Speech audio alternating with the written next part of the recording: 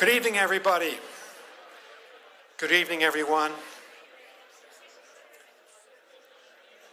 Good evening, everybody. What a beautiful night. Hasn't rained yet in Greenwald Tent. I'm Nick Burns. I'm co-chair of the Aspen Security Forum and the Aspen Strategy Group, along with my very good friend Condoleezza Rice, who's going to join us in a couple of days. It is a great pleasure to see this crowd. We have ministers here from many of our allied governments. We have ambassadors here. I just walked in with the ambassadors of the Netherlands and the ambassador of Belgium, both NATO allies. We have people from all around the world. In each continent in the world, we have participants. We have you for the next 3 days, so welcome. The first person I want to recognize tonight is the board chair of the Aspen Institute, Margot Pritzker, and she has done a phenomenal job of lifting this organization up.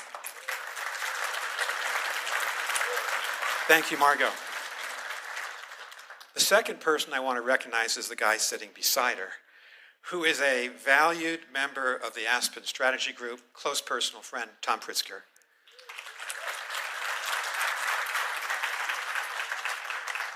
Dan Porterfield couldn't be with us. He's got a very important and positive family event he's had to go to outside this country, but had a great talk with Dan this morning about all the great positive changes here at the Aspen Institute, the support from the board, the support from the public for this big idea that we have that it's worthwhile getting together to talk about serious issues concerning the United States and the world. So thank you all for being here. We're going to have an important set of discussions. I think they're going to be exciting, maybe even portentous over the next 3 days. We're going to have some debates, as we always do at the Aspen Strategy Group, because we're living in a consequential time. And we've got major crises affecting all parts of the world, and some major positive transformations of the global economy and in technology that we ought to be thinking about seriously and talking about seriously. Consider just briefly some of the major points of the agenda this week. Putin's brutal, illegal, and tragic war in Ukraine, his assault on a great nation in the center of Europe, the nation of Ukraine. The war's impact on hundreds of thousands of civilians, innocent civilians, who've died or been wounded or been scarred forever by this brutal assault. And a nation fighting for its very existence, Ukraine, in Europe's most horrific war since World War II. There's a lot at stake, and we'll hear about that tonight in the second panel. Consider the Middle East. Israel is in its strongest position since May 14, 1948, since the day that Israel was born. Iran, on the other hand, is in its weakest strategic position since the Iranian Revolution of 1978 and 1979. Consider the impact these turbulent series of events of the last few years have had on Yemen and on poor Lebanon, which is searching for true stability and independence, on the people of Syria. Consider the impact on the people of Gaza and the desperate situation that the people in Gaza are suffering right now. A lot to talk about in the Middle East. And consider the U.S.-China relationship. We'll be discussing it in just a few minutes. It's competitive. It's very challenging. It's critical to both of our countries. It's critical to the world, given the impact of China and the United States on the world. And it's really complicated. That was my life for the last 4 years. I actually came to Aspen 3 times a year for 13 years when I was involved with the Strategy Group and Security Forum. I haven't been here since 2019. It is great to be back talking about these ideas. It's not all just gloom and doom. We have in front of us the age of innovation.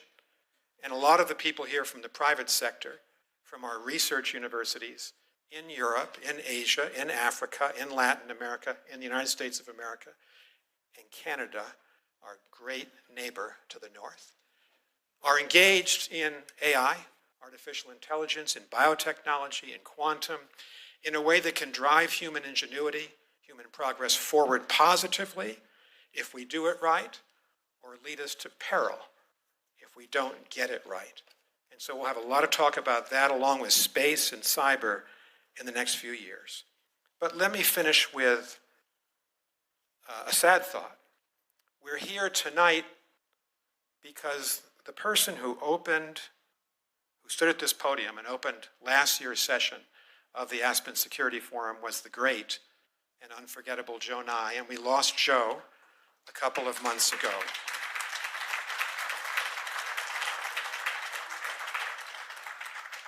At another time of division in American society, 41 years ago, Joe Nye, Brent Scowcroft, and Bill Perry came together, and they had a big idea that when Republicans and Democrats were arguing and fighting in Washington, they might repair to the Rocky Mountains for serious discussion about the issues that separated them. Then it was President Reagan's defense buildup and the missile issues that we had with Europe.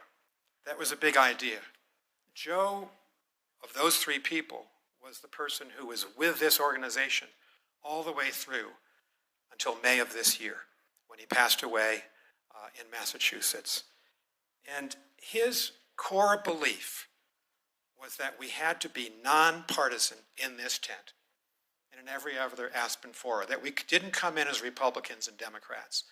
We came in as Americans, and we were fair to each other and respectful, and that is the way we're going to conduct our conversations this week. I will say this, we regret, obviously, the decision of the Pentagon and the Trump administration to not permit 12 senior officials of the Pentagon who had accepted and wanted to be here from being here. It's regretful, but our door is open to the Trump administration, of course to our government, because our government was duly elected. We want them to succeed.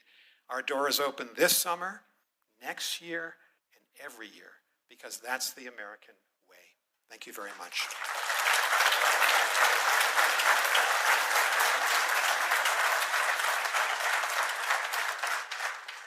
One more thing.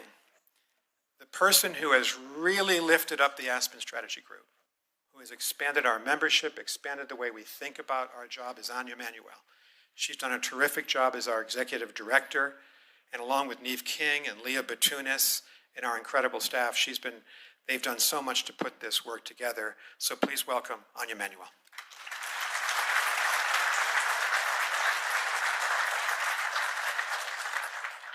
Hello, everyone, and welcome to these glorious mountains. It's so nice to be back in the trenches with you, Nick Burns. Nick was my first boss and mentor, my first time working in the U.S. government. We've done so many things since, and we're grateful to have you back from Beijing. We're grateful for all of the great work you did on behalf of your country across many, many presidential administrations, and last as our ambassador to China. So thank you for being our co-chair. Thank you. I'm actually going to start with the thank yous and then do kind of a more reflective piece. We are just so grateful to all of you. Every year you brave bad weather, flights that get canceled, people getting rerouted through LA and Idaho and who knows where, and you make it here because this is such an important conversation that we all have together. Our sponsors are wonderful, they're steadfast, they teach us about technology, they teach us about what's happening in the business world, so we're grateful to have all of you with us. And most of all, Nick already said it, but this unbelievable team that can turn on a dime, we have so much fun together, even when it's midnight and we're all still working our laptops. So I know you always all get embarrassed, but if you could at least wave if you don't want to stand up. I'd like to acknowledge Neve King, our fearless leader, Leah Batunis, Deb, Alana, Karina, Maggie, Emily, Matilda, Elizabeth, Ellen, Ella, and Chris Herman. Thank you. And you will also see here with us our 5th class of Rising Leaders. This is a program we started in the middle of COVID, wisely, because we thought there aren't enough young people. We need to get the new generation of nonpartisan, or bipartisan and thoughtful foreign policy leaders here to the Security Forum, and we're going to spend a whole year teaching them a little bit about leadership, and we hope what we're doing with all of you is the most important thing, which is that you will be lifelong friends and colleagues and all help each other. So we're grateful that you're all here. Thank you. Let me now just pick up briefly where Nick left off. Nick understandably talked about all of the complexities that our world is currently facing. I think those of us who are professionals in the foreign policy world, I think we've rarely seen a world this complex. But what brings us here over and over again is a deeply human desire that unites us all. A shared desire to reduce conflict, to increase stability, and to create a more peaceful and a more prosperous world. So maybe that sounds naive in this very complicated world, but that's why we all come here. That's why all of these people here go to work every day. That's why we have some of the world's best journalists. And this aspiration spans all sorts of political lines. President Trump recently said that his preference will always be for peace and partnership whenever those outcomes can be achieved, always. And President Biden told the United Nations last fall that our goal must be to end the conflicts that are raging today and ensure that the forces that are holding us together are much more powerful than those pulling us apart. So there's a lot of hope. Hope alone isn't enough. And the tools that we used to rely on to do this, alliances, institutions, they don't function quite as we did. So our theme for these 3 days together is going to be to question our own long-held assumptions. A lot of experts in this field, and we get a little bit stuck in our thinking. But I would posit to all of you that our assumptions don't hold the way we may have thought they did. We assume that economic interdependence would naturally reduce conflict. I'm not so sure that's the case anymore. We assume that technology will always serve humanity. We're seeing a lot about AI this week, and that may not always be the case. We assume that institutions built for a different era would remain fit for today. We may have to reinvent some of those. So that is our task here in Aspen. To help us do that, we have brought together an unbelievable juggernaut of 100 speakers and moderators, hailing from 17 countries, senior officials, Republican and Democrat from the United States, civilian and military, senators, experts, leading voices in technology, in business, and in journalism. And together, I'm going to close with Joe, just as you did, Nick. We're going to follow the spirit of our founder, Joe Nye. Joe always knew to retreat to nature. And he always said to us, the reason we go out in nature, we all come here, we all go to the mountains, is to renew our thinking, to seek fresh ideas amongst thoughtful, principled people. Thank you all for being here. Let's get started.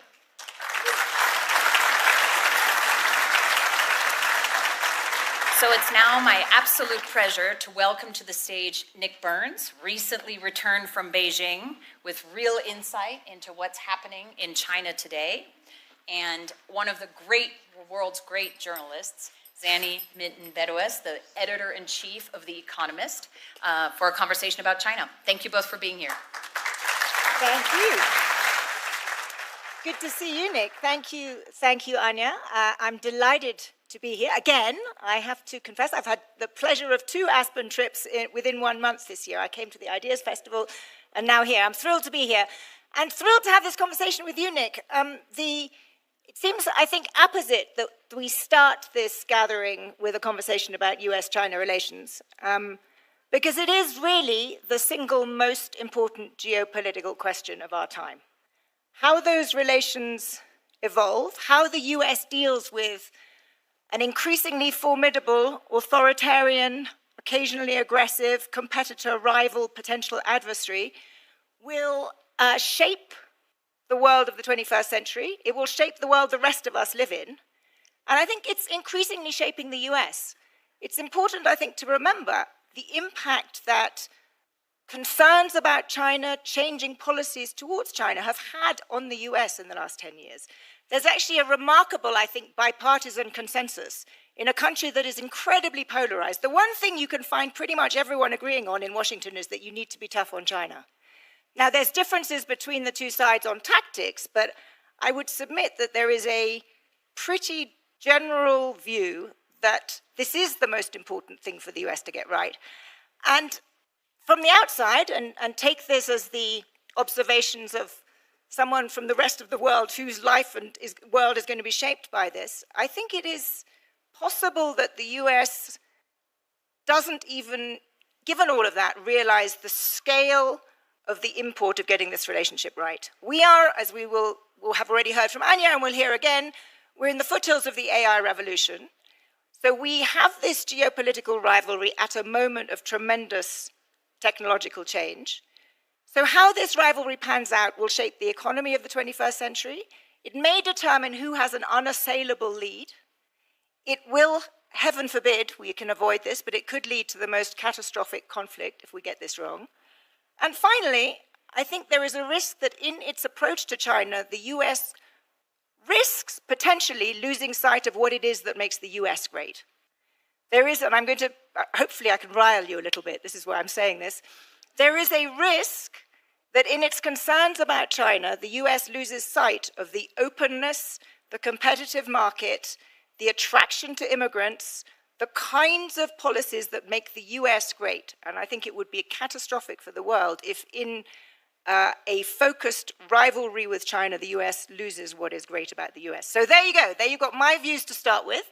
I want to start. We couldn't have a better person to talk about this with than Nick Burns. You all know him, so I'm not going to give you the many reasons why you're the ideal person, but simply to say, every year I go to China, as you know. Every year around March, I spend about a week there with my colleagues. And almost always the most interesting, or at least one of the most interesting conversations is with Nick. We sat at a table in the embassy. You made clear at the beginning this was off the record, and then you held forth. I hope you will get at least some of that candor this time. And I want to start by asking you... I'm out of government. Exactly, you're out of government. You're now at the Kennedy School, my old alma mater, and therefore you have to grade papers. I assume you're teaching classes. It's the AI world, so we don't always do papers anymore. Okay, well, but you grade. So I want to start by you assigning a grade to US policy towards China over the last, let's say, decade, to make it bipartisan. How well has the US done? Where is it done well? Where is it done not well? Okay, in 2 minutes or less, because we got a lot of issues to go through. Welcome, Zenny. Nice to see you. We usually meet in Beijing. I'd say this. I think there is a rough consensus between the two political parties that we have to be very competitive with China. And I thought when I left China just before the inauguration, I thought I probably spent with my team about 80% of our collective time on the competitive edge. It's trying to prevent the PLA from becoming a superior military force to the US Navy and Air Force. It's trying to deal with the technology race, both the commercial aspects of it, AI, quantum, biotech, and the military applications that are being spun out that will have consequences for the global balance of power. It's trying to deal, as Janet Yellen and I both did 6 days with Vice Premier He Lifeng about 15 months ago, with its extraordinary Chinese push of low-priced, below the cost of production exports dumping to the rest of the world. And Joe Biden put 100% tariffs, remember, on Chinese EVs, and trying to engage in the battle of ideas. I think there's a self-confidence in China, in the leadership, that their big idea, an authoritarian state, controlled by one person at the top, with this resolute Communist Party, that delivers services and high-speed trains, is a better, they say, a better system than ours, and we contested that. So that was the battlefront on the competitive edge. But just 2 quick points. We also tried to work with China and the Biden administration because we believe that China and the US have to help lead with the EU and Japan on that issue. In the Paris Accords, we tried to work on fentanyl. President Trump has followed to do that. So it's not just a competitive relationship, it's largely, but there is a competitive, cooperative edge to it. I hesitate to give a grade except to say... It's your new job, you have to. I think the American consensus, the rough consensus, is correct. That China is seeking to become the strongest country in the Indo-Pacific, that if you think about the map, we should have brought the map. The PLA is pushing out in the Spratlys and Paracels in the South China Sea, in the Senkakus in the East China Sea, certainly in the Taiwan Strait, and the Yellow Sea opposite South Korea, and on a 2,500-kilometer front with India and the Himalayas. That is really substantial. And we'll get to this at Aspen this week. If you look at Chris Wray's public statements, our recent FBI director, about the degree to which China has penetrated our own grid here and our networks in the United States. This is a true rival. And so we tried to cooperate, but I think the consensus is live in peace with China, but compete with China. So you're too much of a diplomat for me to be able to get a grade out of you. But let me put it a slightly different way. Is China a greater threat now than when you arrived in Beijing? Well, we talked today, and one of the things I told Zanny, and I've said this a couple of times since I left, is I went out like most American officials in both parties with hawkish views. But in the Biden administration, we also wanted to connect with the leadership if we could do that and get some things done. So that was our goal, and to live in peace. I came back more hawkish. And your magazine asked me to write an article in February, which I did, for the great David Rennie. And he said, please write an article on what you learned. What were your takeaways? And that was my prominent takeaway, that I think the problem set is more difficult and complicated. I think the will and ambition and increasing strength of China technologically, economically, through their intelligence apparatus, and certainly through the PLA, it's not just a wake-up call. I think we had the wake-up call 10 years ago. But it certainly reaffirms where most of us are. We've got to be ready. We've got to up our own game. I think I could summarize that by saying that, yes, it is more of a threat than it was when you went out. I mean, it's worth reading. Well, I think it is in the cyber dimension, in space, and certainly as the PLA continues to test the limits, we've been pushing back. A year ago this month, the U.S. government pushed back as the Chinese challenged Filipino sovereignty in 3 different atolls in the South China Sea, and China stopped because we reminded the Chinese Article 4 of our treaty with the Philippines is defense, and we were prepared to do that. So we'll come to defense in a second, but I wanted to try and structure our conversation around 3 elements of this rivalry. One is the economic arena, the second, broadly, the diplomatic arena, and then the third and most alarming, the security and defense one. But just let's start with the economic one. And you're obviously not a member of this administration, but you are observing it from the outside. Can you tell me what U.S. policy is trying to achieve with China on trade? You know, I think it's actually, as I can understand President Trump, Vice President Vance, and Secretary Bessent, I think they're trying to do in some ways, maybe with a different order of priorities, what we were trying to do in the Biden administration. Here's what we were trying to do. I think both administrations have said we do not want to see a decoupling of the 2 largest economies in the world. $642 billion last year in two-way trade in goods and services, number one. But that we had to restrict certain national security dual-use technologies, that we don't want to end up helping the PLA to overtake the U.S. military. I think there's an agreement on that. Third, we also believe that trade was important. Joe Biden put 100% tariffs on EVs, 50% on semiconductors, Chinese, and 25% on lithium batteries. I wouldn't have counseled 145% in April, but I got to tell you, I think President Trump is right to be tough-minded, to push a tough deal. I think Secretary Bessent has been impressive in his discussions with He Lifeng, the vice premier, who's a very close associate of President Xi and is really the overall coordinator of economic policy. And we've got to drive a hard bargain because, as Secretary Yellen said publicly, China is producing 2 to 3 times domestic demand in steel, robotics, EVs, lithium batteries, solar panels, dumping them on the rest of the world. Who's raised tariffs against China in the last 12 months? India, Turkey, South Africa, Brazil, Colombia, Mexico, the US, Canada, and Europe. So I actually think there are a lot of parallels and connections between President Biden's approach, President Trump's approach, and I wish President Trump success in that. Well, I think that's true. There is a lot of commonality, but let me give perhaps the opposite view, which is that one could look at the last 3 months and argue that actually the threatening tariff strategy has been somewhat of a failure. Who climbed down on tariffs with China in the end? The US. China is the country that has been playing hardball with its rare earth export controls. And I think there's a plausible argument that actually the last 3 months have shown that China has the upper hand in this economic relationship, and that you can threaten as much as you like. In the end, the US backs down and China's standing tough. I'm glad you asked about this because I respectfully disagree on 2 points. It's a symbiotic relationship. It really has been building since Deng Xiaoping's reforms in the late 70s, early 80s. We have more than 10,000 American companies in China.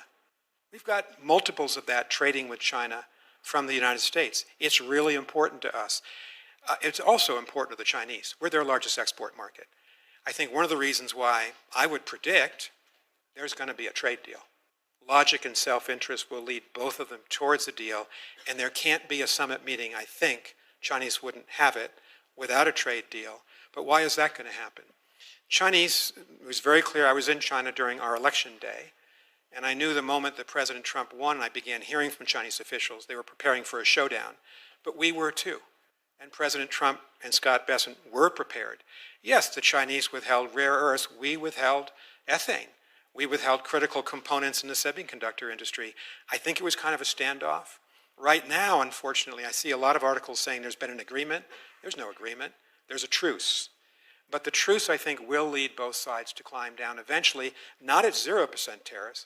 I can't imagine taking President Biden's 100% tariffs on EVs off, given BYD.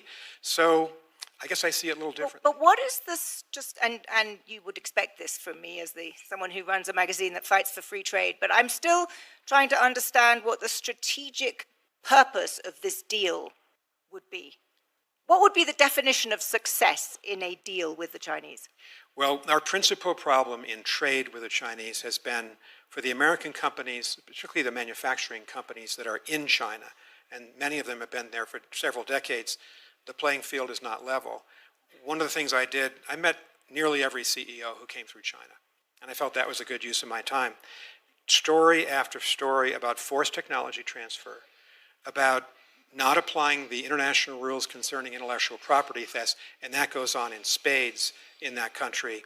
And I think President Trump has been talking about that and trying to make sure that at the end of any deal, there might be a better way for American companies to be competitive. And what I don't know, and I think what none of us know, is will the reciprocal tariffs that President Trump has put down in almost every country in the world, will they be the new baseline in U.S.-China trade? We don't know that yet. But, you know, since President Trump has put a lot of effort into this, and he's also talked more positively about his personal relationship with President Xi, and you'll notice that Secretary Rubio had what he said was a positive and constructive meeting with Foreign Minister Wang Yi last week in Malaysia. I think we're seeing a creeping path towards some kind of a deal. Don't know the outlines, but that would be the prediction. That may well be the case, that you have a deal. But if you sort of zoom out a bit and you look at China, and we've had these conversations every time I came to Beijing, to simplify somewhat, 2 years ago or 3 years ago when the two sides were not talking to each other, it really did feel as though we were on the drumbeat towards some kind of conflict. This time, when I was there in March, after the inauguration, before Liberation Day, my sense was from Chinese interlocutors, firstly, I was stunned by the number of Chinese officials who said to me, what is happening in Washington reminds them of the Cultural Revolution. And there were so many of them, and I felt there had to be some kind of a sort of official sanction that they were allowed to say this. But secondly, that they felt the approach and the tariff-based approach was going to, quote, make China great again, because it was going to accelerate China's push towards domestic consumption and China's push into high-end manufacturing. And if you look at the industries of the 21st century, whether it's clean energy, whether it's high-end manufacturing, China is in many ways streets ahead of the US. I mean, you've been there, you've seen it. How much does that worry you?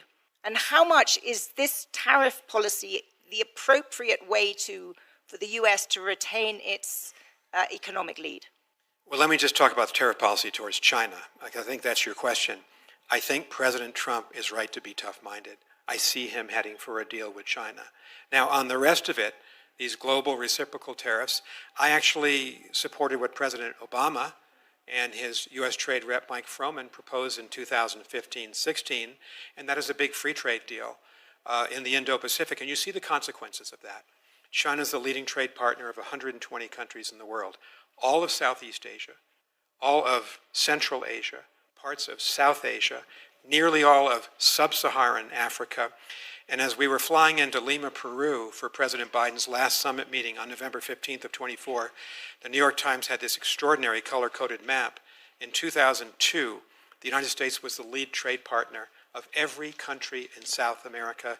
In 2024, China was a leading trade partner. Clearly, there's got to be a reflection.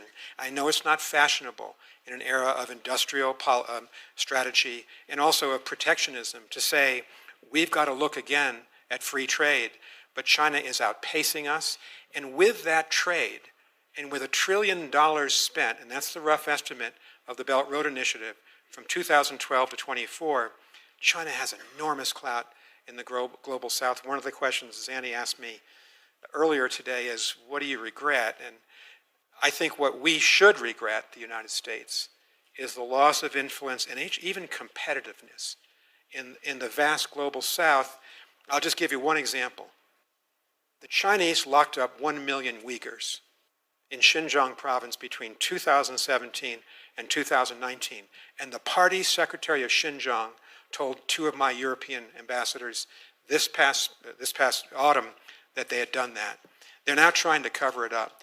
We, the Europeans, the Japanese, the Australians, the New Zealanders and Americans, Canadians, tried to take China to the UN Human Rights Council and shine a bright light. And guess what? We didn't have the votes. Why didn't we have the votes? Because Belt Road, because of trade, whether it's the indebtedness or the gratitude, frankly, in some cases, of some of these countries. And I worked with all the Arab ambassadors. Not a single one of them stood up for the Uyghur population. So you see the clout that China has. Do I regret that? Absolutely. Because I believe our system's better. I know our values are stronger. I don't want to see the Communist Party of China have this kind of influence in our hemisphere. That gets to the second area. So we've I think, respectfully disagreed a little bit on economics. Let's turn to diplomacy, where, as you say, China has gained influence, I think, in the global south, just as the US has lost. How important is that arena? And do you think China wants to create a different kind of global system of which it is the hegemon, or does it have a different approach? So there's one story or fact to illustrate this. Every year, I was in China until the middle of January, and foreign Mr. Wang Yi went to Africa the week I left. It was the 35th consecutive year that the Chinese foreign minister, whoever that person is, went symbolically to Africa first as the year began. That's powerful. I was in Beijing last October when President Xi invited 54 heads of government from sub-Saharan Africa. 53 came. He had 33 bilateral meetings in 4 days. You have to put the effort in and the time in. We need to do that. But let me just say something else about the Chinese. I think they were threatened, and I felt it in my bones as I talked to them over the last couple of years by the fact that President Biden strengthened our alliance with Japan, with South Korea, with Thailand, our security partnership with India, our alliance, treaty alliance with Australia, and there are a lot of European officials here tonight, the incredible relationship that we had, that President Biden had with Ursula von der Leyen. And we have our great, Julie Smith, our great ambassador to NATO here, who worked that end of it as I was working the China end of it. We had a consensus on many of these issues about how to push back against China, as well as work with it, from the EU and NATO, as well as the Indo-Pacific allies. The Chinese felt threatened. What did they try to do? They tried to build the BRICS up. The only problem is the BRICS operate by consensus, and India's in it. And they've now got Ethiopia and Saudi Arabia and the Emirates. They don't always think, sometimes they're with China, sometimes they're not. The BRICS isn't a competitor to this incredible alliance system that every president has built up since the Second World War. And I've said some supportive things of President Trump, and I meant them. Here's my criticism. You can't question the sovereignty of Denmark about Greenland. You can't contest the whole national history of Canada. Our great friend and neighbor, I would say beloved, I'm from New England, we're neighbors. And you can't make our allies feel subservient to the United States. And I think right now, You know, I'm just reading the way you are. I'm trying to talk to a lot of people. U.S.-Japan tensions on trade, U.S.-South Korean tensions. We're somehow reviewing the AUKUS agreement. Michael Fullylove is here. I hope he speaks this week. He's really smart, from the Lowy Institute in Sydney on this, and we talked about it today. You know, one of the takeaways I wrote about in your magazine was be nice to your allies. Respect them, because they are the difference maker between the United States and China. China has no allies. They've just got some trade partners. That's important. But when the going gets tough, it's the allies you have to count on. That's a really important point. And it's not just the allies that you laid out, but it's also the other big shift of this administration has been the closure of USAID and the differential approach in Africa and other areas of the global south. Is that an opportunity for China, and is China going to grab it? Well, the other own goal that I think the Trump administration has scored is, frankly, the abysmal DOGE effort to destroy a great but flawed U.S. government agency and fire 8,500 people in 2 weeks. What CEO here would do that? You got to reform. Sometimes you got to downsize. Sometimes people lose their jobs. But you do it thoughtfully. We didn't do it thoughtfully. What happened? China is out replacing us, where USAID was doing tremendous work on vaccines. PEPFAR, started by George W. Bush. And you can't replace that.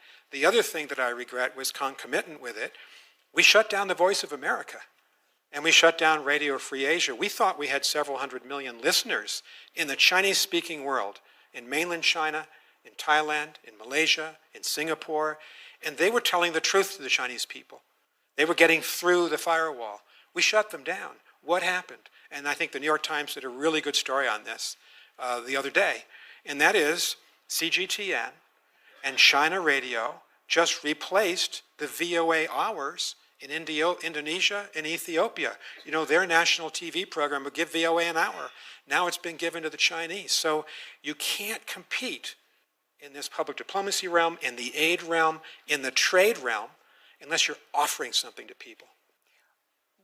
Absolutely. I think probably everybody in this audience would second that. I want to make sure there's time for some questions, but so I want to, just before doing that, though, touch on the third and perhaps most alarming aspect of the relationship, which is defense and security, and ask you straight up, how dangerous is the situation in Taiwan?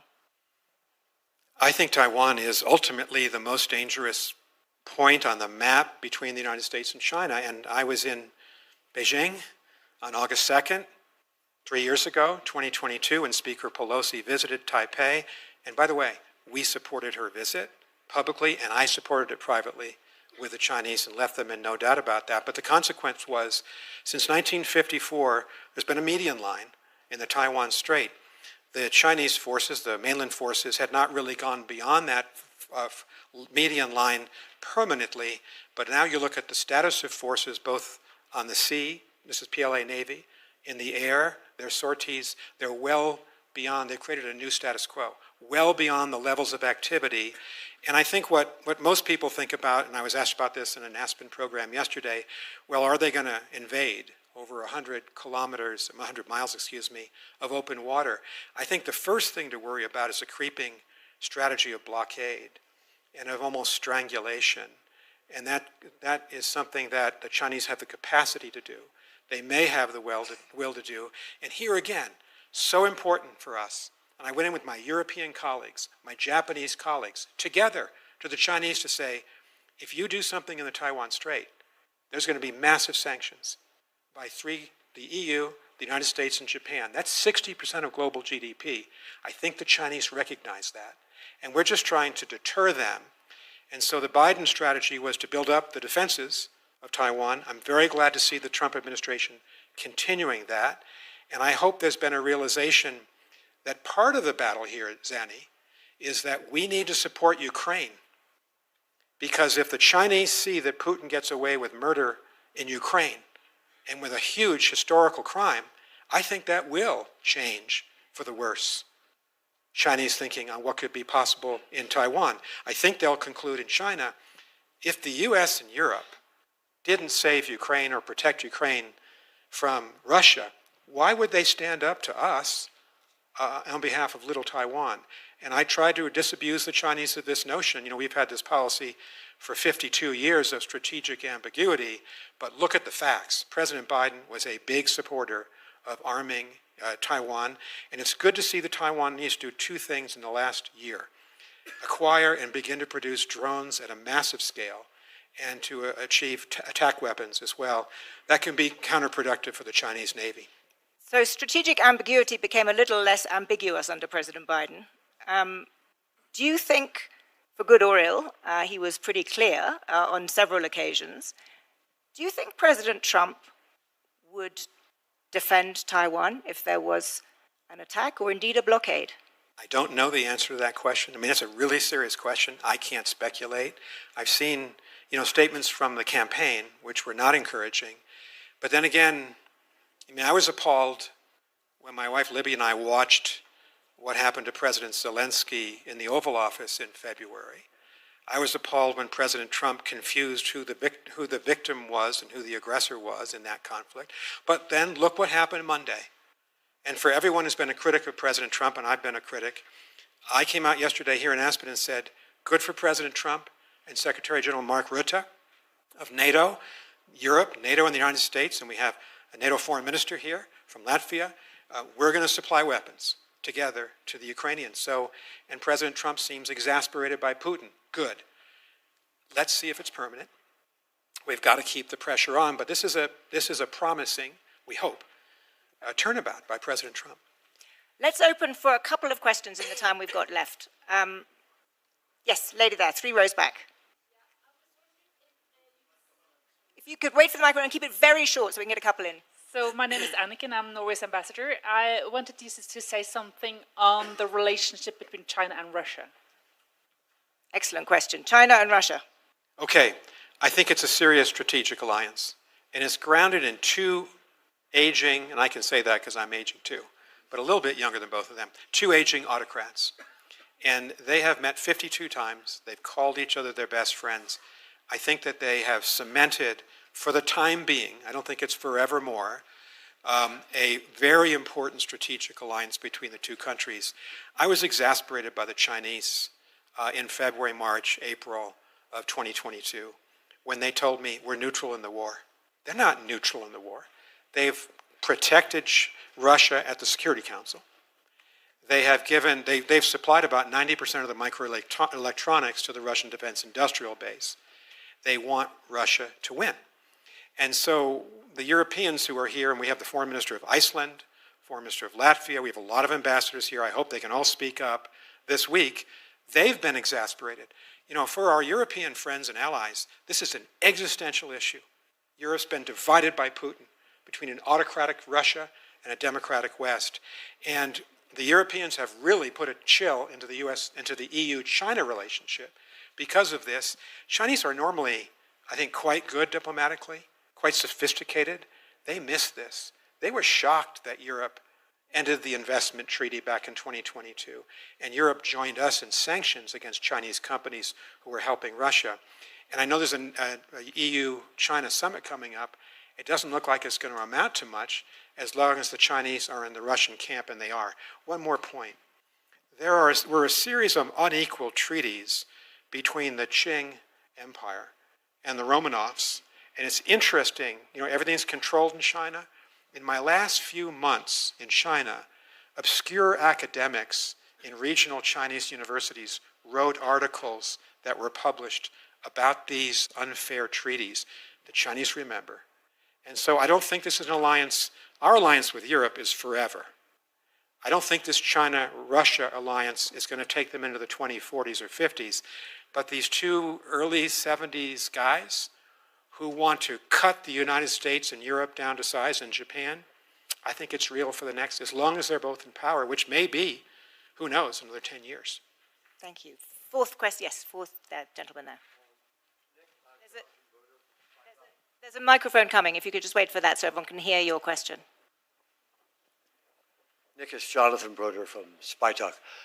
Several years ago, the Chinese Ministry of State Security rolled up a lot of our intelligence assets in China.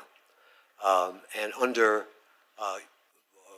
former CIA Director William Burns, no relation to you, I suppose. But a very close friend. Yeah. He began rebuilding our intelligence apparatus in China. My question is, how successful have we been? What is the state of U.S. intelligence? Jonathan, we are longtime I had friends. to ask you. I was a former spokesperson, and I'm a trained diplomat. There's one issue we never talk about, and that's intelligence, so I'm not going to respectfully answer your question. Thank you. That gives Let's time. have a beer later, but I won't talk about intelligence. Well attempted and well deflected. Let's gives us time for another question. Yes, gentleman here at the front, but make sure it's a question that can be answered. Front row, gentleman in the corner. Nick, what's China doing in the Arctic? So here we have a great American ambassador to Norway, Ambassador Nationson, and we were colleagues separated by several thousand miles. It's interesting. You know, Norway, of course, Finland, Sweden, Iceland, the United States, Canada, certainly, and Russia. I probably left out some charter members of the Arctic Circle. But China considers itself a near Arctic power. So they were always coming to me, because we're a member of the Arctic Council, to see if they can get into the meetings. And we were always trying to deflect Chinese entry into the meetings because we assumed the Chinese would join forces with the Russians, which they often do. But thank you for what you did with our great ally, and I mean that in the case of NATO.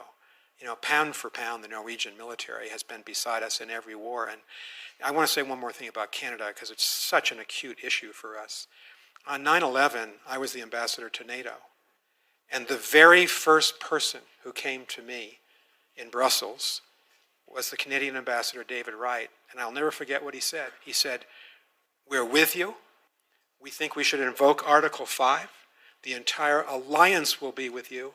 Go for it." And I've always remembered the Canadians for that, and the Norwegians. And they all stood up. And Julie was a great American ambassador to NATO. And I'll just say this because Condi Rice is coming in a couple of days. Anya's standing right there, so She'll pull us off the stage in a minute. Condi was National Security Advisor. On September 12th, we were just about to invoke Article 5. I figured I needed adult presidential supervision because we knew it was a declaration of war against Osama bin Laden. I called Condi. I said, "I need the president's authority." She said, "Go for it." I said, "Condi, thank you. I need the president's authority." She said, "Go for it." Tried a third time. She said, "Nick, you've got the president's authority." I said, "I will go for it. I'll vote for it." And she said one more thing before we get off the phone. I said, "What's that?" And she said, and I've never forgotten this, "It's good to have friends in the world, and it's good to have allies in the world." And as I've seen some of the attacks on our allies, particularly Denmark and Canada, I've been reminded of that scene. When we were down, when we were hit hard, the Europeans and the Canadians came to our defense. Yep. And they all went into Afghanistan and Iraq with us. So good for them. So good for the Canadians. Anya, I'm going to ask you to indulge me just for 30 seconds, because that is a wonderful, stirring note on which to end this panel. But I would not be a good journalist if I didn't finally ask you one tougher question. And you're clearly not going to give grades, but maybe you'll give probabilities, which is, over the next 10 years, what odds, you can give ranges, you can give adjectives, do you attach to the risk of outright conflict between the US and China? So let's end on this, and I'm going to try to give it some hope at the end. I think that there's a major problem, and that is the PLA has been closed to any kind of communication or conversations with the Asian allies, the Australians, Japanese, or with us. During the balloon crisis, I was in Beijing. I was talking to the Vice Foreign Minister of China, and I kept saying to him, what we want is a conversation between Mark Milley, the chairman of the Joint Chiefs of Staff, or Lloyd Austin, the Secretary of Defense, because that looks like a military balloon that drifted slowly across the Rocky Mountains all the way to South Carolina. And they refused to talk to Chairman Milley and Secretary Austin. And that was repeated time and again. One of the hopeful things that happened in the last summit between President Biden and President Xi was they agreed that Admiral Sam Paparo, who was to be with us this Thursday in Aspen, the Indo-Pacific commander, would have discussions with the Southern and Eastern Theater commanders of the PLA. They've had a couple of meetings. They've all been made public. But I don't think that has translated in the last couple of months into any improvement. So what I worried about, nightmare scenario, when I was out in Beijing was 2 ships collide by accident or 2 planes collide, and that's happened before, 2001, and we can't even get them on the phone. And so your question's the most serious question. I think there is a possibility, certainly, it's a serious one, that an accident might lead to something that we don't want to have happen. So that gives us 2 things we've got to do. And I really wish President Trump and my successor, David Perdue, and he's a very good man, and I've supported him publicly, President Trump's ambassador to China. He's a good ambassador. We've got to convince the Chinese leadership, that's Xi Jinping, to open up relations between the Defense Department and our mission in China, our embassy, and the PLA. Because if you can do that, and if you have people you can call at 3 in the morning, we can then separate the forces and lower the temperature and avoid a mistake leading to a conflagration. I think it's that serious. And I would end on this point. President Biden's instruction to me and to Secretary Blinken and to Jake Sullivan, all of us, was we've got to live in peace with China too. And I've been encouraged to see President Trump say that. For all the competition, all the complications, and all the mistrust between us, we are too big and too powerful in the nuclear weapons, AI, cyber age to have a probability of going to war together. And so the United States and China have to commit that we're going to compete as structural rivals, but we're going to live side by side, and we're going to live in peace together. And that word peace is too infrequently used in our national discussion. I think it's possible to do this. It's a very complicated situation, but we've got a good ambassador in Beijing right now, and some good people in the Trump administration who I think are onto this. I wish them well. Very good place to end. Thank you. Thank you very much.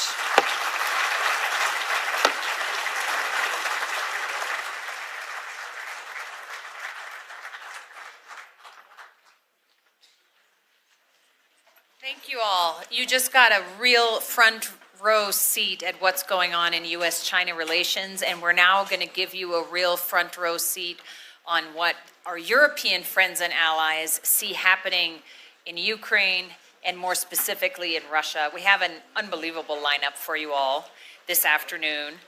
One first is Baiba Braja, the Minister of Foreign Affairs of Latvia, who also was formerly an Assistant Secretary of NATO, so she knows these issues deeply.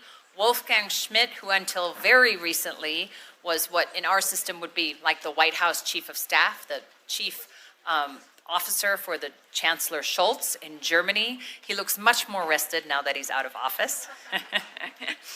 We have Thordis Gylfadóttir, who was recently the foreign minister of Iceland and is now a special envoy to Ukraine, so she sees that conflict really up close. And my dear friend Julie Smith, who is just back from Brussels, where she was the permanent representative of the United States to NATO. And Shashank Joshi from The Economist is going to have this discussion for us. Thank you all. Please join us. Thanks.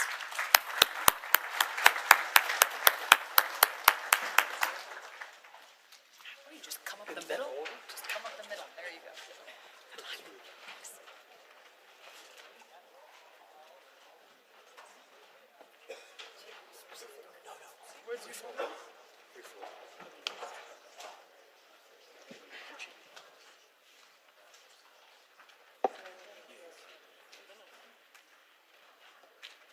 Good afternoon, everyone. Thank you so much for joining us. I understand not every panel at this forum will be chaired by The Economist, but the best ones probably are. I'm also very grateful to the Institute for giving, to start this forum, start this discussion, 3 Europeans, 1 honorary European, the chance to discuss this topic, because it isn't always clear where European defence right now stands in US thinking, but I think it's a subject we should get onto, and whether that statement that we just heard from Nick Burns, that Europe is our ally forever, whether that's still something we all can repeat in confidence, whether we can all believe in confidence, and I hope we discuss that. I just want to begin with a couple of very quick reflections. I was at the NATO summit, like several of you, like many of you in the room, just a few weeks ago in The Hague. And before the summit, I spoke to a senior European diplomat in NATO who said the Americans only want to talk about 5% of spending on defense. The Europeans want to talk about the reasons for 5%, Russia, Ukraine, and some other things. And I thought that summed it up very nicely indeed. But I also thought that the outcome of the summit revealed a certain tension that I'll get our panelists to reflect on, which is at once a pretty momentous outcome, 5% targets, really 3.5% of GDP on defense plus 1.5% on various other fluff, including infrastructure, but rounds up to a nice number. But on a timeline for 2035. And we heard from Mark Rutte, whom Nick mentioned, that the Russian threat to Europe could become extremely serious within 5 years, given the pace of the current build-up. And that discrepancy hangs over European security today.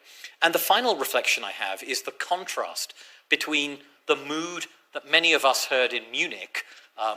Julie, I saw you there. Wolfgang, you were there. I'm sure many of you were also there. A sense of trauma, a sense of panic, a sense of real uncertainty following the interventions by Pete Hegseth, the Vice President, J.D. Vance, and then, of course, Donald Trump opening talks with Russia. And the NATO summit, where there was a sense of phlegmatic acceptance, a sense of business-like getting on with things, a sense also that perhaps the worst case hadn't materialized, that actually Trump came out of that summit relatively positive about NATO, and in the last couple of days, more positive noises about Ukraine. So with those sort of three scene setters in mind, Baiba, I'd like to turn to you first. You're a serving foreign minister. You represent a country with excellent intelligence services. I think you're also a reservist with a personal stake in European defence. Member of National Guard. Member of the National Guard, not just a sort of minister overlooking this from on high. How acute is the Russian threat to Europe today? Is it something that can unfold on 10 years? Is it Mark Rutte's 5 years? Is it the figure we hear from the head of the German armed forces that it could manifest by the end of the decade? What is it? I don't think there's one answer. The one word, if you ask me, what is a Russian threat like, it's manageable. Yeah. But it does require action, it does require leadership, it does require the strength that we basically cover under 5%. It's about strength. And when we look at what is the Russian threat, I think it's important to know actually Russia's warfare doctrine. And very often, we only think about what we are seeing in Ukraine after 2022. But what was happening before, and before 2014, was also warfare. And that was part of Russia's doctrine. It was preps. It was cyber, it was infops, it was corruption, it was influence gaining, it was everything. It's part of the warfare, and that's happening already. So you cannot separate that conventional and non-conventional parts from each other. And I think understanding that for not only Europeans. When we speak about Europeans, we include Turkey, we include Norway, we include basically everyone in Europe. It's not just EU. It's happening in the US, it's happening in Canada. We all know that. And understanding that wholesome threat is very important, that the preps testing involves strength. But basically, for us, it's 3 lines of effort that still matter. One is making ourselves strong. So whether it's 5%, for us, some of us, it will be more.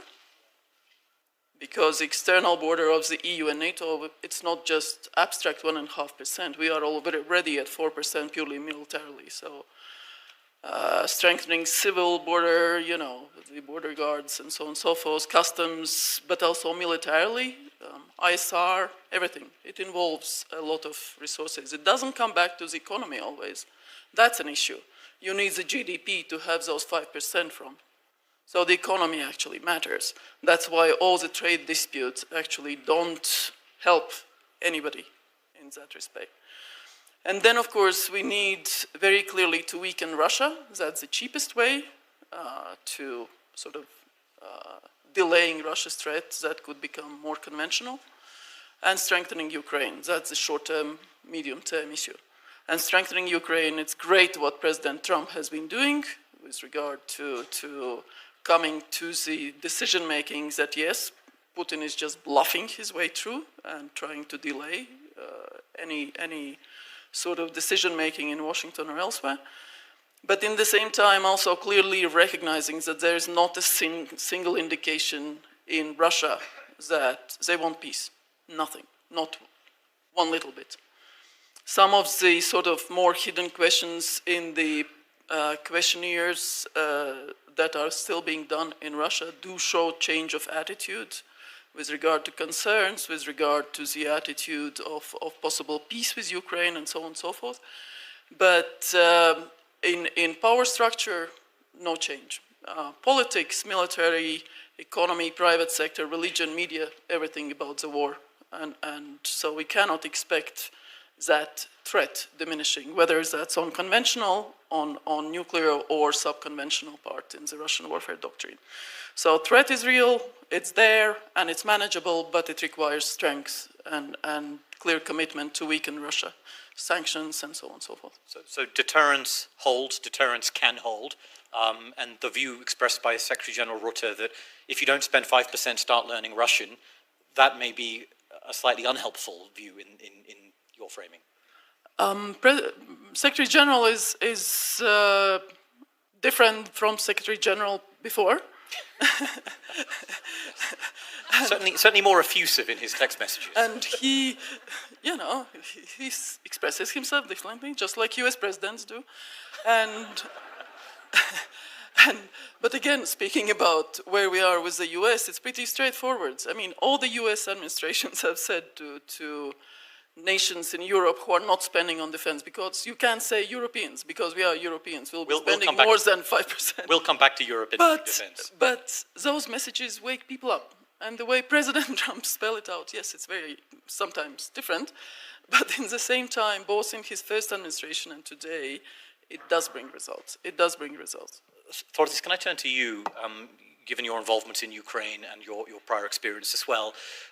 It is clear that whilst we've avoided the worst case of a complete cut-off of US weapons, of critical munitions, of Patriot interceptors, we've avoided that, it seems. We're in a sort of still a new world where Europe is expected to pay for US weapons. Europe has to take, as in conventional defense, so too on Ukraine, Europe is expected to stand up. So the question I want to ask you is, do you feel Europeans have a strategy? Is the aim simply to keep Ukraine armed to a sufficient degree to survive? Or is there something beyond this? Is there an end state that you think Europeans have in mind that they are aiming to with this? Well, I mean, first I would say, I think most of us realize now that the war in Ukraine is literally a test of everything we stand for. And I actually agree with the diplomat that, put in one sentence about the 5% and then, what are we ready to defend? I hear the statements. I know that the defense spending has increased, but I also know the only reason we still have the time, because we always say we need more time, Europe needs more time, we need more time to find the money, to increase production and all of that. The only reason we have that time is because of the fighting spirit of Ukrainians. So, I hear the statements, but we are not doing enough. We are not doing it fast enough. And we say that we're in it for as long as it takes. Me personally, I'm getting very tired of that line, because for as long as it takes, what does that mean? I would say that connects with your question. I would say that we should be in it for Ukraine to win, for Russia to lose, and to send a very strong signal to other autocrats that are thinking about something similar. And in that regard, I think it's extremely important that, because I have had conversations with people from the US, where they've said, we can't be supporting Ukraine as much because we have to worry about China. And I said, well, you do see how that connects. And some people say, no, it doesn't. It doesn't. We have to focus on China, and we can't do what we should be doing with regards to Ukraine. And I think that's a fundamental misunderstanding. So, we're not doing it enough. We're not doing it fast enough. And the only reason we still have time, and things have not gotten worse in other countries in Europe, is because of Ukraine. So instead of, They always say thank you. I can say for myself, and I think we should all rethink that, and it should be us thanking them and not the other way around.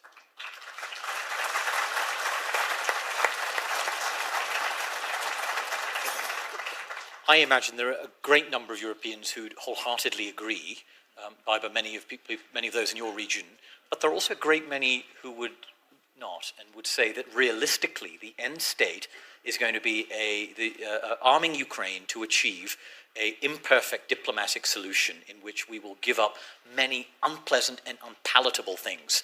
That is the consensus in Europe, is it not?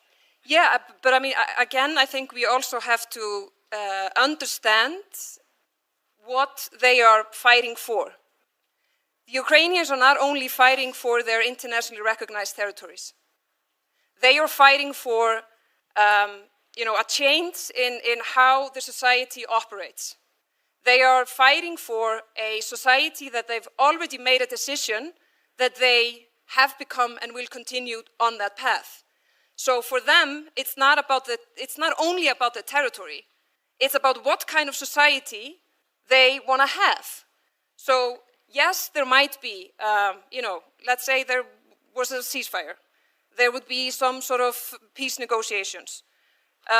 However that will turn out, the main thing is, will they be able to pursue what they want, which is to become a member of European Union, also NATO, and I actually think that, worst case scenario for Europe would end up being, we would be calling them, asking them to join NATO. Because if you would have to call a friend in time of a, very difficult conflict or a crisis or a war, I think many, many European countries would actually want to call the Ukrainian friends because they know how to fight the Russians.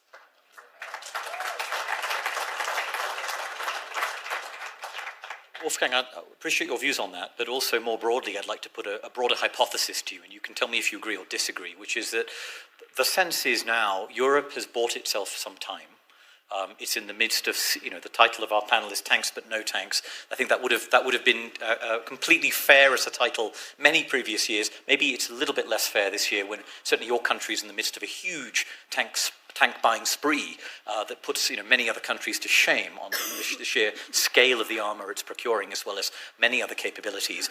But the view is that Europe has avoided the risk of a disorderly, chaotic US retreat, but it now has a number of years, but perhaps less than it thinks, to stand on its own feet, to build a European defense. But we can't do it in under 7 or 8 years. This is a task of a decade. Is that how you think? Is that how you saw it in office? Is that how it's a fair way to see it? Is that a reasonable strategy to proceed? Yeah, and that is what is agreed upon, or was agreed upon at the NATO summit and beforehand with the NATO Secretary of Defense, so that we have 10 to 15 years. But obviously, we try to speed up our defense spending. No, 15 is optimistic, Wolfgang. Yeah, I'm a member of the working group of optimists in politics, and I continue to be that. Actually, now money is not the constraining factor. It's industry capacity. And sometimes I had the feeling it's industry by name only. It's like craftsmen's, like building very beautiful and very expensive weapons. And we need to get to speed. And so what we need to do as one of the countries that produces quite a lot of good stuff, like IRIS-T for air defense, we need more countries to buy so that the company that produces that would ramp up production. And the same goes true for ammunition. And then we also need, and our defense secretary just did an interview with the FT, also urging industry to ramp up production and not waiting that you have a guaranteed 10-year contract where we guarantee you from the very beginning that we're going to buy half of the production. A little bit of capitalistic risk appetite, and I think it's nearly a risk-free environment at the moment, given the 3.5% for defense spending. And what we decided, the new government decided, is that now we got rid of our debt brake for defense. We're going to speed up coming to the 3.5%. So we said we're going to reach that in 2029, which is an incredible increase in defense spending. But yes, it is complicated, and we really need to turn everything, because the system got very complacent as well, both on the industrial side, but also like our procurement, the tenders. As you all know, we have 130 different weapon systems in Europe. Meanwhile, the US has 30, because there's a lot of competition between European companies. Then we need a fair share if we do joint European, like, fighter jets. I negotiated personally several times with our friends in France, because like everybody's obviously protecting also their own industry, and that kind of thinking we need to overcome. And then I'm optimistic. And just very briefly also on Ukraine, because it's no secret that Germany was among the countries that was somewhat more skeptical on the NATO question. I mean, yeah, but at the same time, and people tend to forget that when there's so much euphoria, we were by far the second largest provider of military aid to Ukraine in the world, and by far the largest in Europe. Had Great Britain done the same we've been doing, they would have doubled actually their support to Ukraine. And people somehow forget that. We didn't talk too much, so our PR department was not as good as others, but actually our production was pretty good in our delivery unit. I think that the problem is, and everybody applauds and we all want Ukraine to win, but the real question is the one that you ask, and that is so difficult to even discuss in broader public, and that's the tough discussions we are having with the Ukrainian friends. What is realistic in confronting a nuclear power? So is the idea to win back Crimea a realistic one? Probably most of us think it is. It would be great, but it's not so realistic. And so the question, when we tell them you have to win, especially in the beginning, don't we put too much pressure also on poor President Zelensky, also internally, because he will, and he did it now, he will have to sell tough decisions to his people, and that's not easy. So I think it's a very complicated issue, but definitely we have to help them to withstand this Russian aggression, and obviously, like international law, like us as human beings, as freedom-loving people, we would like them to win back all the territory. And at the same time, I think the approach that President Zelensky took in the last months is probably a more realistic one. Nevertheless, we don't know how to end that. And so I'm less optimistic on the joint strategy that we have here. And my feeling very often now that I'm out of office is, and my frustration is, that we didn't discuss these questions honestly most of the times. Torres, did you want to quickly say something before I turn to Julie? Just because I'm not talking on behalf of anyone in Ukraine, but I just think, again, because of, if we understand what they're fighting for, I would assume that for them the primary thing is to have the possibility to be the society that they want, which is free, prosperous, without corruption, protects human rights, and is allowed to be a part of, European Union and other alliances that they want. So I don't think that it's not, either you have the 100% of the former of the internationally recognized territory, or there's nothing. It's the fundamental thing is that they are allowed to build up a society that they're fighting for. Julie, can I turn to you, because a lot of these issues, and particularly whether we have that 10 to 15 years to do this, depends on choices made by the United States. I saw you in February at Munich, and I quoted you in a piece I wrote, and I think you said to me, the lights are blinking red on the risk of, at that time we didn't quite know what was happening and what might happen on US decisions in Europe. When I now talk to US officials, the mood is actually they feel there won't be dramatic changes to force posture in Europe. They're quite relaxed. They think troop numbers will remain broadly stable. Of course, there will be some reductions, but there will be a fairly orderly, calm process, not the sort of hints of what we've seen in South Korea, or with sort of rapid reviews of posture in unexpected ways. Are we being complacent? No, not necessarily. I mean, in truth, we don't know what the result of the Global Posture Review is going to be. I certainly don't know what's going on behind closed doors. But there are certain scenarios that do give me pause. And I think if you look at the 20,000 additional U.S. troops that were put into Eastern Europe when the war started, there is a risk that those troops come out quickly. And there's two scenarios of how Europe responds to that. On the one hand, Europe could say, all right, the US needs to focus elsewhere, roger that, and we're going to fill the gap. We're going to do more in Eastern Europe and enhance deterrence so that Moscow understands that they cannot touch NATO territory. That would be a delight. There's another scenario, however, where Europeans, some Europeans say to themselves, the U.S. feels comfortable leaving Eastern Europe right now. That may signal that they don't see the Russian threat to be as acute as it was when they sent those troops in the first place. Therefore, we too could withdraw or reduce some of our troop presence in Eastern Europe. But that's just the Eastern European piece. There's a bigger question, and that is, will the Trump administration be comfortable withdrawing troops that are based in Germany and Italy? And there, you really then have a dilemma for the NATO alliance, because despite the increase in spending and the really fantastic summit that we just had, and we should feel good about what just happened at the NATO summit, great result.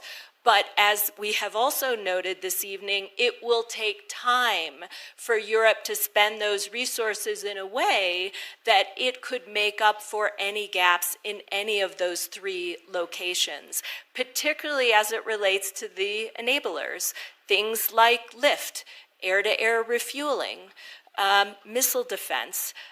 There's a long list there, ISR in particular, where Europe is not in a position today to fill those gaps if it so desired. So my understanding is that NATO Secretary General Mark Rutte has assurance from President Trump that it will be an orderly withdrawal. It will be slow and steady, whatever the outcome ultimately is. Allies will be consulted. I hope that's how it unfolds.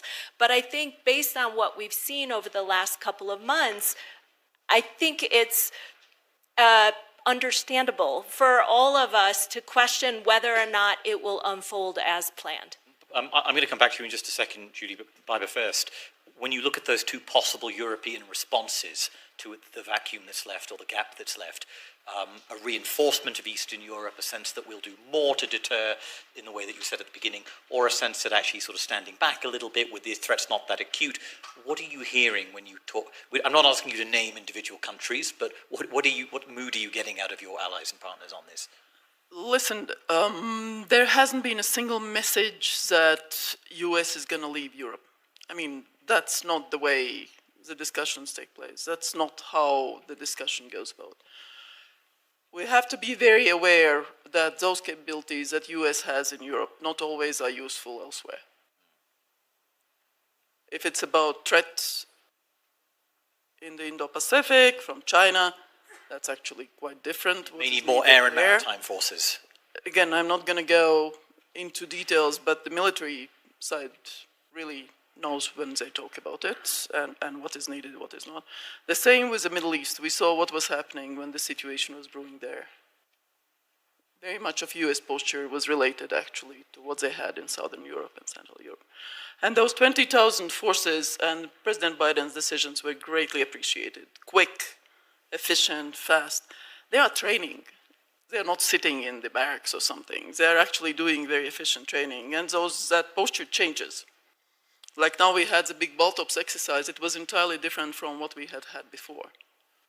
Different troops, different speed, different capabilities involved.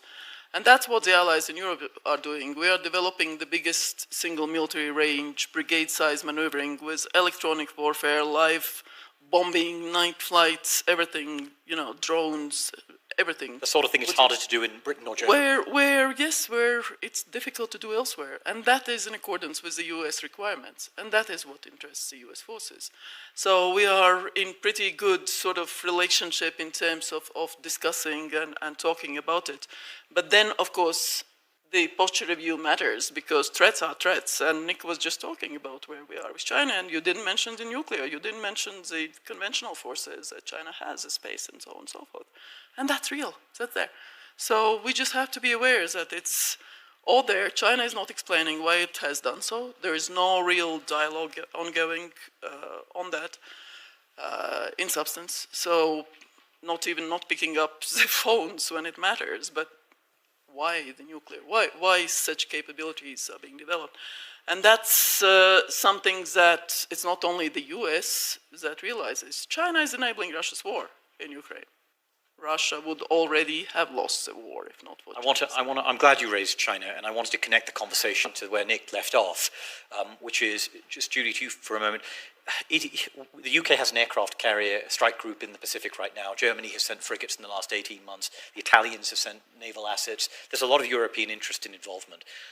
It is reported that Bridge Colby, the Pentagon's policy chief, told the British that he doesn't want them there. We don't want you there. You're diluting your effort in Europe. Stay in your lane. Very different message to the one that the Biden administration delivered, which was there is utility in your presence, in an intermittent, moderate presence. How do you weigh this? Do you think there is a risk that Europe could dilute what are relatively scarce naval assets, for example, in the Pacific, when it really should be focusing on the High North, the Med, these theaters that are quite severely contested?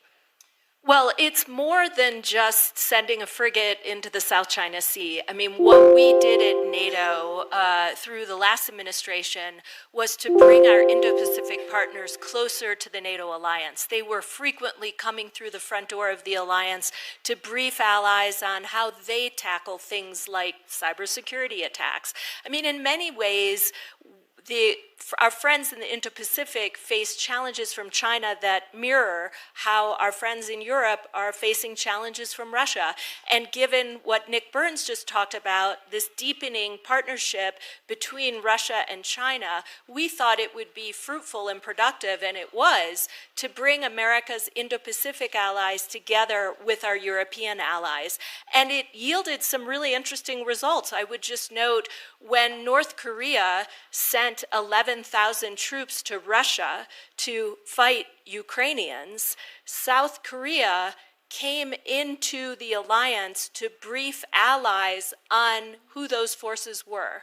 And that was a really interesting, concrete example of the value of Indo-Pacific allies working with European allies. So above and beyond a ship sailing through the South China Sea and the naval presence, all of that's important, but what's also important is deepening those partnerships. And what I fear and what I do hear from some European friends is that this administration sees less value in that. And I think it would be a tragic mistake to lose sight of one of America's greatest assets, and that is the allies we have across the Pacific, the allies we have across the Atlantic, and our ability to bring them together.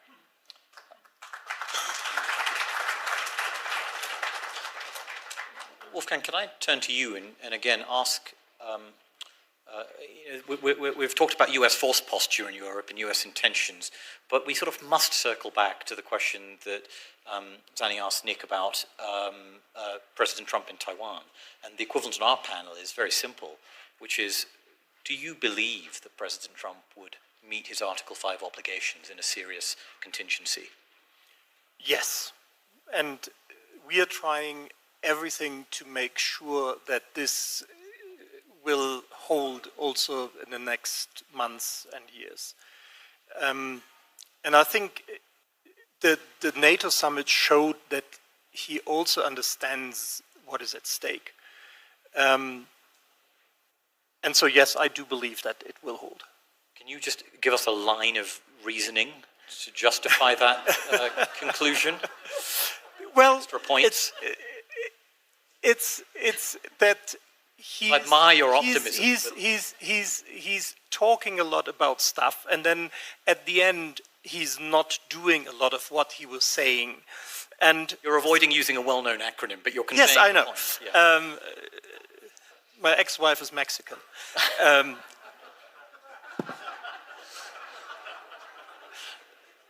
So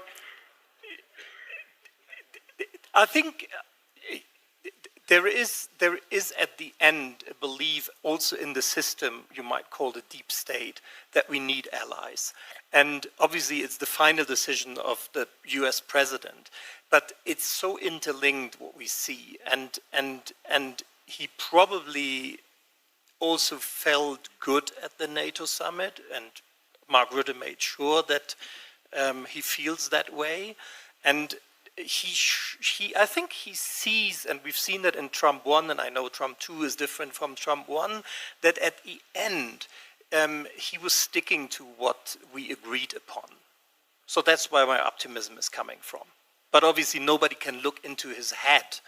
And if we were to think that Article 5 is not worth what it is, then we were in deep trouble. But that is why we, on the conventional side, doing everything. And so, for example, to Judy's question, well, Germany is deploying 5,000 people, like a brigade, to Lithuania. Which no other European European yeah, but country has others done are on doing that. like at the eastern flank and Poland. And I mean, think about it. German troops in the Baltic that would have been unthinkable of even 20 years ago. And now they're welcomed, and that's a good thing. So I think we're living up to the moment, and former Chancellor Scholz proposed a European Sky Shield initiative to protect the whole of Europe. And we develop deep precision strike capabilities to conventionally deter Russia, also hopefully in 10 to 15 years without the help of our American friends. So, like, better safe than sorry, but Article 5 will hold, and the Europeans are doing everything that also in the foreseeable future, the deterrence that we offer is enough against Russia. But the capabilities that we are lacking are there, and that's a clear problem, no? Including intelligence. You were nodding along. Absolutely, I agree on President Trump. The meeting itself was very good, the Hague meeting, and both on substance and form, and the leaders were very open to each other, and it was very constructive, which is what matters when you are with allies. You don't want just to do sort of pre-recorded, well-known text. And just like it was with President Biden, you remember, Julie, when there was some pretty free discussions around the table and leaders, running across to each other to explain what they meant and then arguing with each other. So that's what you do when you are with allies and friends, and you can be pretty straightforward. But on the capabilities and Europe, I mean, institutionally, EU actually has done a lot. And also fast for the EU, because it's an organization very much around the unanimity on CSDP, CFSP, which is the Common Foreign Security Policy and Defense Policy. And what has been achieved is that the EU will be funding through 800 billion program, Rearm Europe, the same capability gap that have been identified in the NATO defense plans. So essentially, Europe is putting its money where the needs are. And that is something that we did not expect to see happening so fast. Now, of course, it relates to what Wolfgang was saying, what we all know. It's the fragmentation of the industry, it's the standardization. We have American howitzers, we'll be building Rheinmetall factory. We actually need those 155 ammunitions to fit the American howitzers. And it's pretty straightforward. It's NATO standard. One of the standards, but there's a problem. So it's about that adjustment and the realities that it's not about standards on paper, but reality there. And the third point is actually the talent, because what you saw was the Ukrainian operation taking out 70 billion worth Russian Operation Spider's Web. strategic, Putina. Spider's Web, exactly. It was about the talent, the knowledge, the ability to innovate, prepare, but it was the use of very simple, very straightforward capability. It was off-the-shelf drones. It was not something that it was, you know, billions worth equipment. So the talent that we have in Europe, in our country, it needs to be freed. It needs to be freed, and that is, of course, something that, again, relates to regulation, and that is the strength of Europe, strength of EU, but also a weakness. So that is something that, through the whole process, needs to be just sort of opened up and freed. And I think we are getting there. From what I'm seeing in Latvia with our drone industry, with our quant industry, and so on and so forth, why do Latvia produces 20% of world's algorithms in quant? Because of talent, because of the people, because we have enabled it, because there is a team doing that, and so on and so forth.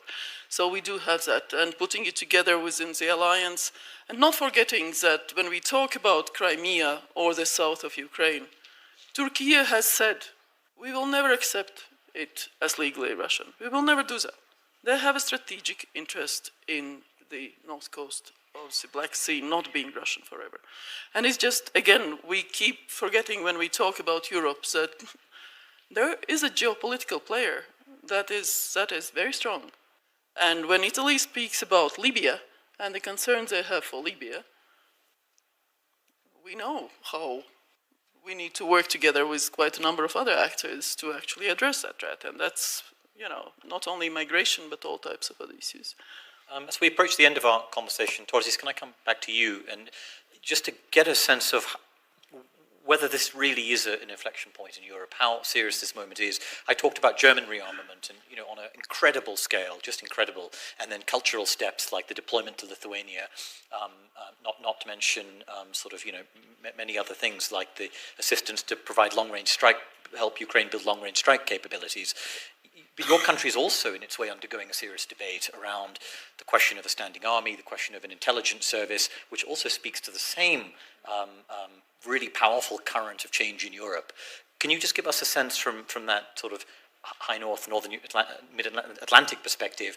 How does it feel to you, and does it feel different this time? It really does, and I think there's not like one specific thing. It's just when you look at all that is happening, and what they have in common is that, you know, often when I come to and sit in a panel like this, the moderator, which you have not done, and I thank you for that, say, you know, and please be optimistic. You know, please, you know, be hopeful and end on a happy note. And I'm like, but why? Like, why should I end on a happy note and being optimistic? I'm I am in the category as well of being optimistic, and I'm grateful for being alive, and I see the beautiful things, and I want to be optimistic.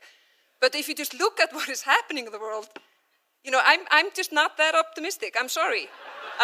But what I can say is that, you know, if people would ask me, do you believe we have what it takes? Definitely. Do you believe that Europe can, you know, really show and lead by courage, confidence, speed up production? Do you believe that Europe can be competitive, that we have an amazing, you know, talent pool, that we can do all these things? I mean, we all talk about the natural resources and they are limited. The resource that is the most important one is very unlimited. And that is just the human, you know, resource. But what does the human being need for that? It needs to be free. And so the individual rights and these values is what it's all about, and that is the same for Ukraine. And that's you know, also what Putin is most afraid of. He's not afraid whether he will be, you know, fought back with the territory that he gained. He's afraid whether Ukraine will be able to pursue what it wants. That's what he's afraid of. And so I would hope that Europe, with North America and then other allies as well, that we are ready to defend what is most important for each and every human being. Ukraine is showing us that they are ready to do so. We know that we have what it takes, but will we do it? You know, in the time we have? I don't know. I mean, I truly hope so. I come from my generation was promised that the things that we're seeing would never happen again. And then they did. So you know, I try to be optimistic. I know we can, but whether we will, I hope so. And I will also conclude not on a very sort of positive basis. Actually, what I think was what I started is this subconventional threat. It's cheaper to take countries over from within, preparing the grounds and taking over the leadership at the highest possible level, and get them do what they want. And that way, splitting EU or NATO or whatever. And that is, I think, the way we should look at it, and should be aware that this is what's happening. Thank you, Barbara, for reminding us it's not just conventional defence. And thank you all for a very stimulating panel and your thoughts. Thanks to our wonderful panel. Well, tonight's just a flavour of what's yet to come. Thank you so much for joining us. I'd encourage you to please look frequently at the agenda. Hit refresh. As you know, we've had a lot of changes, and planes continue to be diverted to Grand Junction. It is beautiful on I-70 this time of year, but I don't recommend it. Thank you so much. We'll start promptly tomorrow morning with an out of the world panel on space. Now I'd invite you all to walk through the meadows, please, and we'll have a reception for all Aspen Security Forum pass holders at Dor Hosier, where you picked up your credentials. Thank you, and thanks to the panel.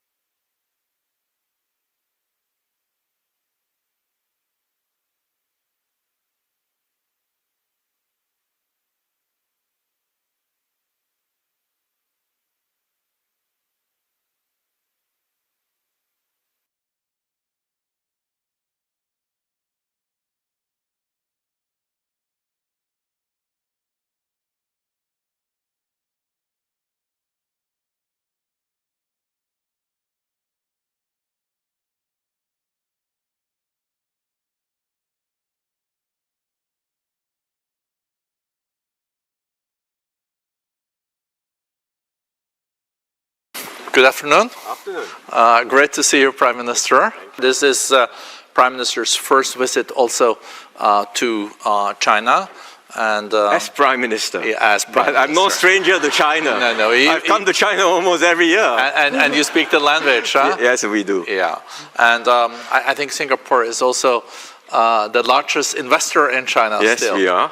And for 12 consecutive years. Yeah. And I think you were also in Beijing and meeting with President Xi Jinping. Yes. Yeah. That went well? It went very well. Yeah. And the mood was good? The mood was good? Well, we have a close partnership, very broad and substantial, a very unique partnership. We call it an all-round, high-quality, future-oriented partnership. Wow. That sounds very substantial. It sounds better in Mandarin. Does it? A lot of things sounds better in Mandarin. Also when you say slow is fast, you know, or a crisis, I think has a double meaning. Yes, 危机. Yeah.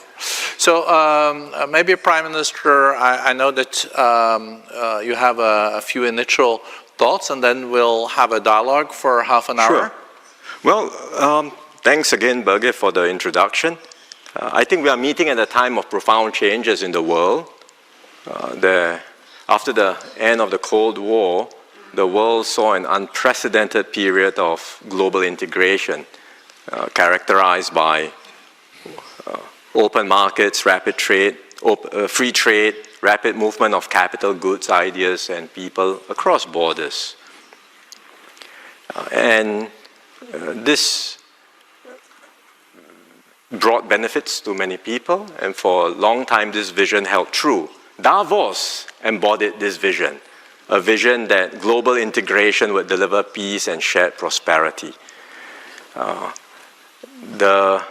Unfortunately, I think the world is changing, and the we see over the years more pressures. Discontent against globalization has risen. It started way back. I remember in 1999 when the WTO was held in Seattle, you already had demonstrations and protests there.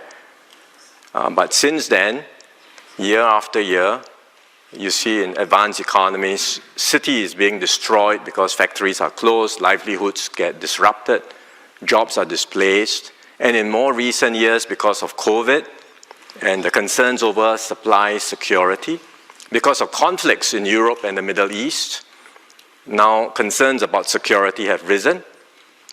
And we are in a very different position today.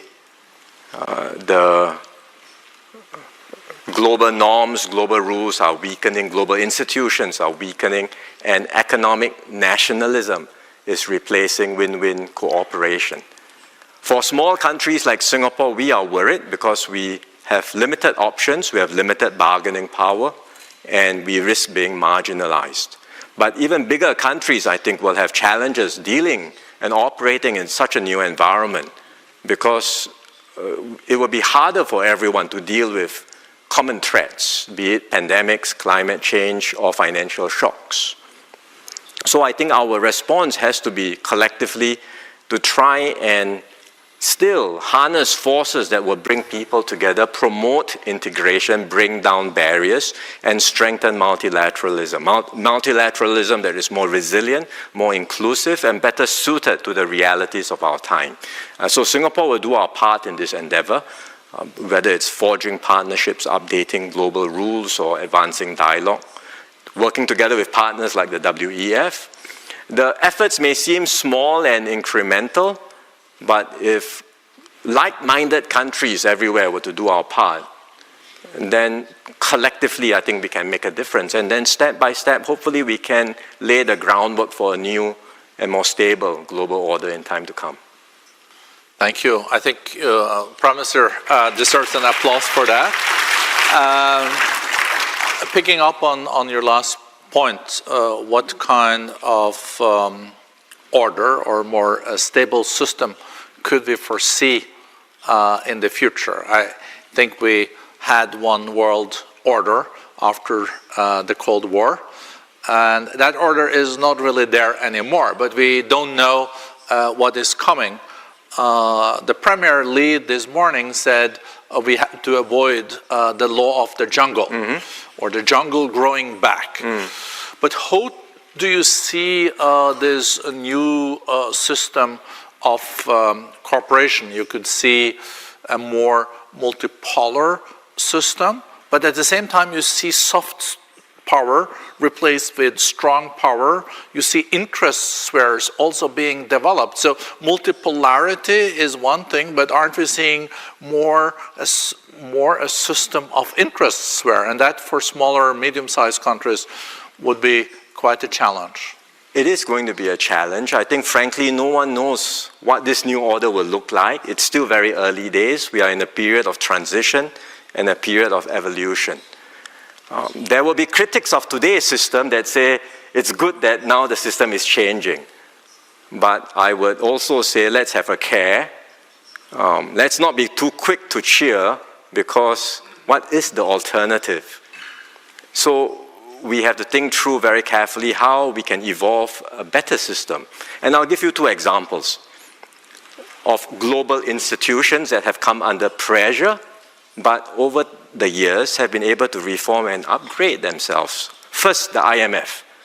I started work as a young economist in the 90s, so I still remember vividly the 1997 Asian financial crisis. People till today call it the IMF crisis, because the IMF came in with strict austerity, one-size-fits-all measures, and there was a reaction. But look, over the years, the IMF has reformed, it's updated itself, it's customized its approaches, become more responsive, more transparent, and it has taken into account local circumstances and context. It's an improved, upgraded IMF. To be clear, there's still reforms to be done. For example, and in particular, where it comes to the shareholding and governance structure, which still reflects a world after World War II.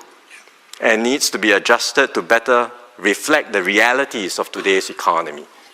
But that's one work that needs to be done and can be done in order for the IMF to maintain its credibility and legitimacy. Second, the WTO. It has brought about free trade, a rules-based trading system which has benefited many countries, but there is a feeling that the system is not working as well. And indeed, some of the WTO rules have lagged behind the realities of today's economy, particularly in digital trade. So what do we do? And again, the response is not to jettison the rules, but to think about how it can be improved. And a few countries, like-minded countries, Singapore working with Japan and Australia, we have come together to initiate a joint initiative on e-commerce. And after 5 hard years of negotiation, today more than 70 countries have agreed on the first set of rules for digital trading. It's the building block for the first set of global rules on digital trade. And I give these illustrations to show that it is possible to update, evolve, improve the multilateral system and global institutions that we have today. It is painstaking work, but there is no alternative. A new system does not just appear by magic. You have to work at it. And with creative, pragmatic solutions, bringing along like-minded countries, if we are able to start some of this work, do the building blocks one by one, then in time to come, others that are more ready can join in. So this is what we would call a flexible multilateralism. It's not about ad hoc array of different rules, but starting first, laying the building blocks, and eventually others can join in, and we can steer progress in the right direction. It's very interesting, this notion of flexible multilateralism, because congratulations on getting an agreement around, I think, what they call these plurilaterals on this e-commerce. It means that countries that have common interests come together, and now we have more than 70 of them, and forming like trade rules in e-commerce. That's right. And later on, it can be more and more people, more and more countries contributing or being part of it, and then it could even turn into something that is multilateral. Yes. But with all these kind of more plurilaterals and also bilateral trade agreements, they get too complicated, and regional ones and all that, don't we end up with a big spaghetti bowl then? There is that concern. But again, I ask, what is the alternative? Do nothing? It cannot be do nothing and hope that someday along the way something new emerges out of nowhere. I think we have to start from somewhere. And if we start with like-minded countries, putting in place some basic building blocks, but always with a view that whatever we do, it is open, it's inclusive. Others may not be ready to join, but in time to come they can join, and we can multilateralize these efforts. Exactly. Have also Singapore changed its approach? I think traditionally you were doing more trade agreements under multilateral agreements like WTO, but have you now embarked on bilateral trade agreements, mega regional ones? Are you know, some countries are really getting a lot of agreements there. I think number one is Chile with like 100 of them. Well, we did start with many bilateral FTAs too. Yeah. And then over time, these FTAs became the building blocks for a more robust multilateral system. Yeah. Today, when we look at the situation and some of the rising barriers to trade, again, our response would be to still work at reforming and updating the WTO, but in parallel, we are engaging with like-minded countries to find ways in which we can strengthen our trade and investment links. And we start with the countries nearest to us. Yeah. Malaysia and Indonesia, for example, we have a special economic zone now with Johor in Malaysia. We are working with Indonesia, where there's a free trade zone in the Riau Islands just next to us. So we have very close links with our closest neighbors. But even within Southeast Asia, we have a very close link with Vietnam. The Prime Minister of Vietnam is here. We have a connectivity agreement. We are doing something like more than 20 industrial parks in Vietnam. And then for the whole of ASEAN, we are looking at ways to better integrate ASEAN and make us more united, be able to offer a more competitive single market to investors. So that's within ASEAN. But outside of our region, we are also engaging different blocs. We already have very close links with China, Japan, Korea, India in Asia. But we are engaging outside of Asia, for example, with the EU, with the GCC, with Latin America. So we are trying to find ways to strengthen links with like-minded entities everywhere around the world. If you look at global economy, we've seen that the growth this year was expected 3.2, then it was revised to 2.8, yes. now to 2.5. Some have revised it down even to 2.3. Yeah.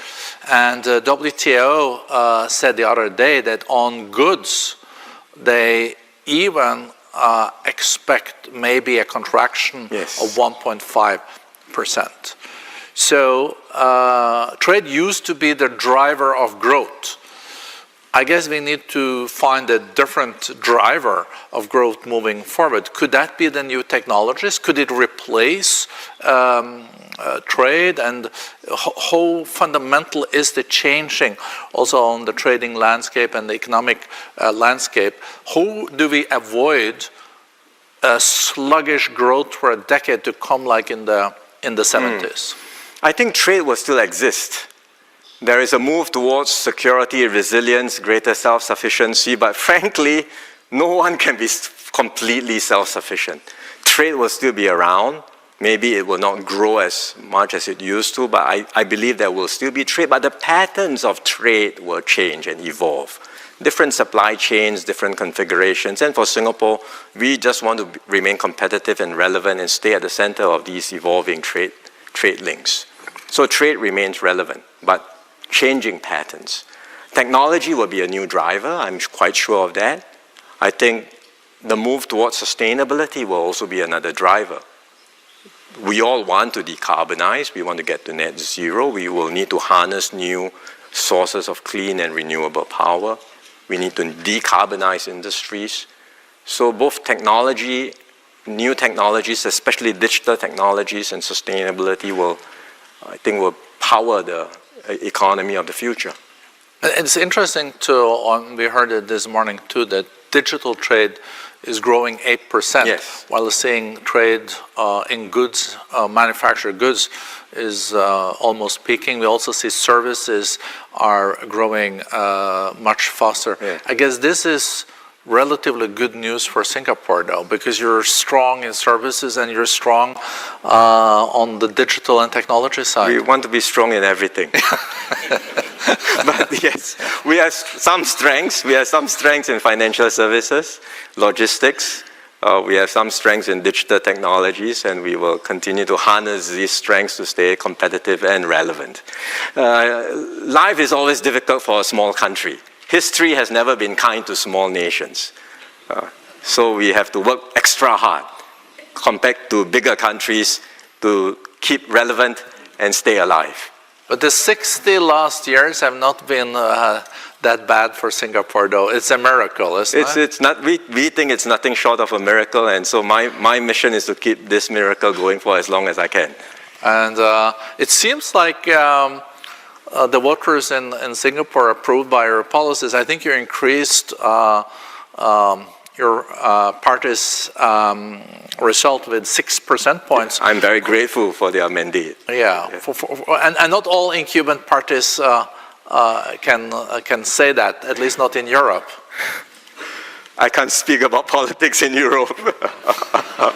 I only care about, well, I can only manage the politics in my country. Which is enough for me. And managing politics in Singapore means that you also have to deal with the big players, because you're such an open economy. As I said at the beginning, through Singapore, you are the largest FDI, foreign direct investor, in China, yes. but I guess in many ASEAN countries too. And now you have to maneuver between your special friends in the US and in China. How do you balance that? Well, that's the favorite question that gets asked of Singapore in conferences like this. I'm surprised it took you a while to get to the question. I wanted to warm you up and hope for a different answer, you know? Well, the simple response is we have good relations with both. We have broad and substantial relations with both America and China. And I know everyone monitors and tracks what we say and what we do very closely, trying to parse every hidden meaning behind every word, behind every action, whether we are moving closer to one or the other. But that's not how we look at things. That's not the way we approach it. And because currently we are in China too, so. Yeah, I know. And maybe tomorrow when I'm in America, then they think differently. But our starting point is that we look at things from Singapore's point of view in advancing Singapore's national interest. Our interests are to have close, good relations on substance with both America and China. And we will continue to do whatever we need to do to promote and advance Singapore's interest. It's not about balancing between the two superpowers, but it's about being consistent and principled in advancing and promoting Singapore's interests. And that's what we will continue to do. And I think if we continue to do so in a consistent and principled manner, our partners, whether it's America or China or other countries, will see us more as a reliable and trusted partner that we can work with. I would say also that Singapore's position is not unique. We want to be friends with both America and China and to have good relations with them, cooperate on win-win areas. But it's not just us. All of Southeast Asia would like to do the same. And within ASEAN in particular, no single country in ASEAN may have that same size and scale. But when you add ASEAN up altogether collectively, we are not small. We have considerable heft. We are 700 million people, a sizable economy. And ASEAN has the ability to shape its own destiny, to shape its own future. ASEAN was the arena for proxy wars during the Cold War. We don't want that to happen again. So ASEAN's approach is very clear. We reject zero-sum competition. We embrace engagement with not just America and China, but with other major powers. And we want all to be engaged in this region, in Southeast Asia. America is the largest investor still in Southeast Asia. China remains the largest trading partner. We want both to be actively engaged. We want other major powers to be actively engaged. And we want the region to be an open and inclusive arena where people have stakes in the region and we can all work together for shared prosperity. And ASEAN will work towards that objective. But ASEAN is quite a diverse group too. It is. So, hence the work to integrate and to make ASEAN stronger and more united. How is the single market going? Becoming better and better each and every day. With baby steps or big steps? Yeah, we will keep trying. I would say, if you think about it, there is already a very intricate supply chain connecting ASEAN. You can have, for example, cotton from the Philippines being spun in Thailand, dyed, and then stitched together into garments in Vietnam or Indonesia and exported to the world. And shipped out of Singapore? Possibly out of our ports, with HQ in Singapore, with R&D done in Singapore. So it's an entire ASEAN supply chain, which it already exists today, and we are continuing to find ways to bring down barriers. We are largely tariff-free today, but I think the barriers are also in non-tariff areas. And we are trying to find ways to bring down barriers, to integrate our economies, our payment systems, a whole range of things to make ASEAN more competitive and to offer ourselves as that single market to investors. Prime Minister, you said that your role is to advance Singapore's interest and also to be a reliable partner. But is it more complex today because of the fragmented geopolitical landscape we're faced with to advance interest than in the past? For sure. I readily acknowledge that. My job is harder. And sometimes you can end up between a rock and a hard place, but it doesn't seem like Singapore has ended up there so far. So far, no, and we hope we won't end up there as well. If we end up in a hard place, it's not just us. Many other countries will also end up in a hard place, and I think the consequence of that will be disastrous for the world. So we hope we will never get there. We were very close to almost a full-fledged war in the Middle East. It could have also ended up with spreading to the Gulf countries. Yes. And it seems like this is cooling or calming down. We hope so. Yes. And then we have, for the first time, a major war in Europe happening. How worried are you for the future that we could again see wars happening? And even if you're seeing sluggish economic growth today, just imagine if the war between Israel and Iran had spread and a closure of the Strait of Hormuz would have happened. It would have had devastating consequences. What can we do to mitigate the risks? And the NATO meeting is happening now, and they're increasing their aspirations to 5% of GDP to the military. Yeah. Who would have thought that? It was controversial. Last time I was at the NATO meeting, it was controversial to go up to 2%. Yes. As I said just now, it's a different world because the accumulation of discontent against globalization, as well as a combination of recent experiences with COVID and security concerns have led to a situation where today security is a paramount concern of many countries. And so it's not just about military spending, it's about more resilient, more secure supply chains, for fear that along the way, if something were to happen, if push comes to shove, I need the supplies, but it's not forthcoming. And no country wants to end up in that position. So it's understandable that countries are concerned, governments are concerned, and responding to this concern. But I think we should have a care about abandoning the concept of economic integration, because integration cannot guarantee peace, but I think it certainly gives us a better chance for peace than a me-first approach. The more countries prioritize their own private national interest and allow the common global or shared interest to go down the drain, the more we will all be worse off. That lesson is so clear from history. So let's not repeat the mistakes of history.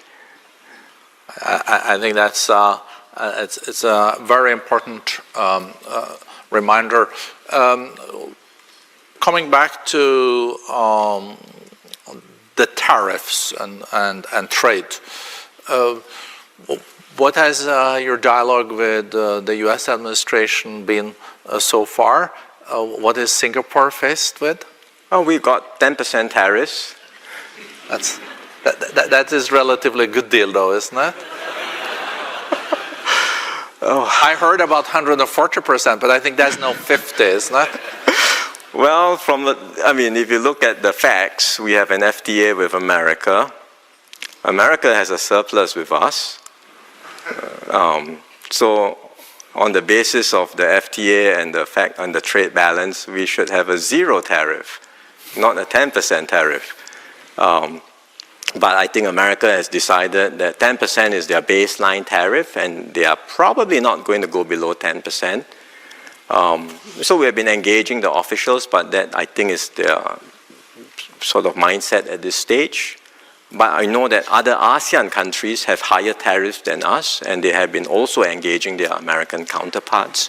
And we hope in time to come, when America makes a decision on the reciprocal tariffs, that it will be able to bring them down, at least closer to 10%, if not 10%.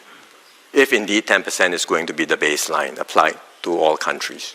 And I think it's also important to remind ourselves that, we're getting used to 10%, but this is still very high. It's 3 times higher than it used to be on average from the US. So it's already quite substantial. Yeah, that's why I've said that we are in a new era where there will be more barriers to trade. And we have to accept these realities, not that we think it's a good idea, but these are the realities that we have to work with. And in the meanwhile, countries that would like to promote and advance the agenda for free trade should come together and work in different formats, different platforms, whether regional or plurilateral platforms, to advance the agenda for free trade. And Singapore will be the first to lead the charge on this. Singapore has always been at the forefront also when it comes to technology. Just go to the port of Singapore and it is just mind-boggling what you're faced with. With Gen AI, with the robotics, with the synthetic biology, with also now satellites, but also space. There is so much happening. Some people say it's the second industrial revolution. This is as big as the industrial revolution. You can see increase in productivity with 10% in the coming decade if you apply Gen AI in the right way.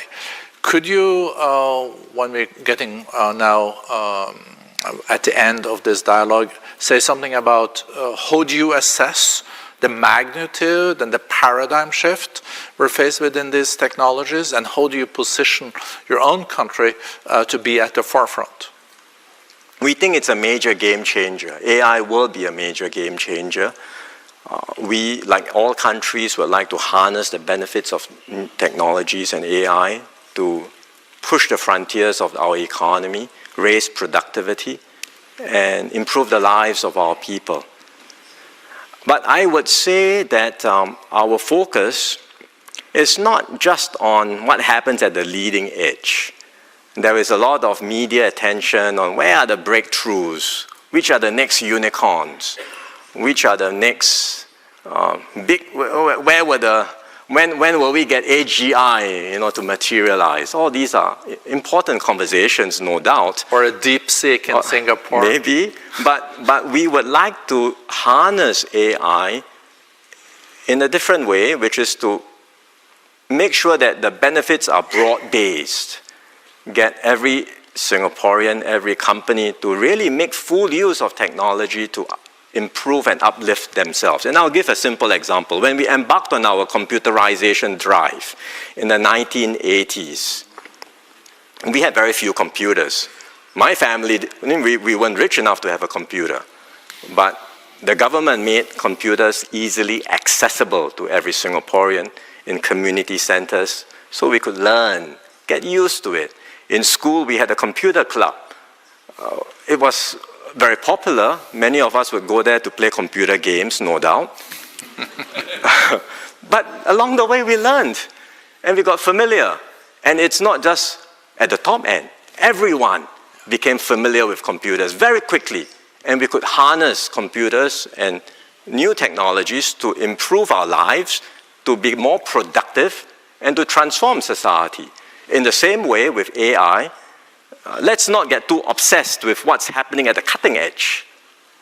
But how can I, as a government, harness AI effectively to transform my processes in government? How can businesses, big and small, even the small, medium enterprises, make full use of AI to improve their processes, to become more productive? And importantly, how can I get every worker to master AI tools and be familiar with AI tools to be more productive? That's what we are obsessed about.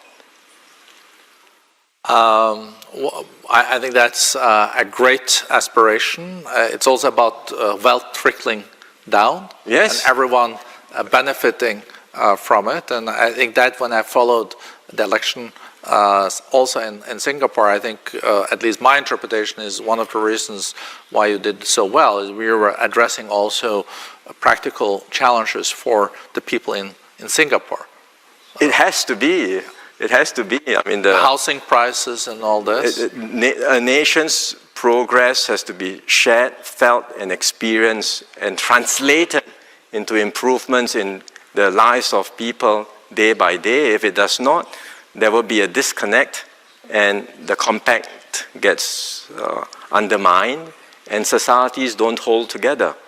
And we don't want that to happen in Singapore. And you saw the primaries in New York, maybe, this morning? I've not been keeping track. No, but I think we should look it up. That shows also that if things are not addressed, it can lead to also frustrations. But Prime Minister, so good to have you here. Thank you. I really enjoyed the discussion and also learning from your thoughts. So thank you very much. Thank you. Very good to talk to you. Thank you very much. Thank you.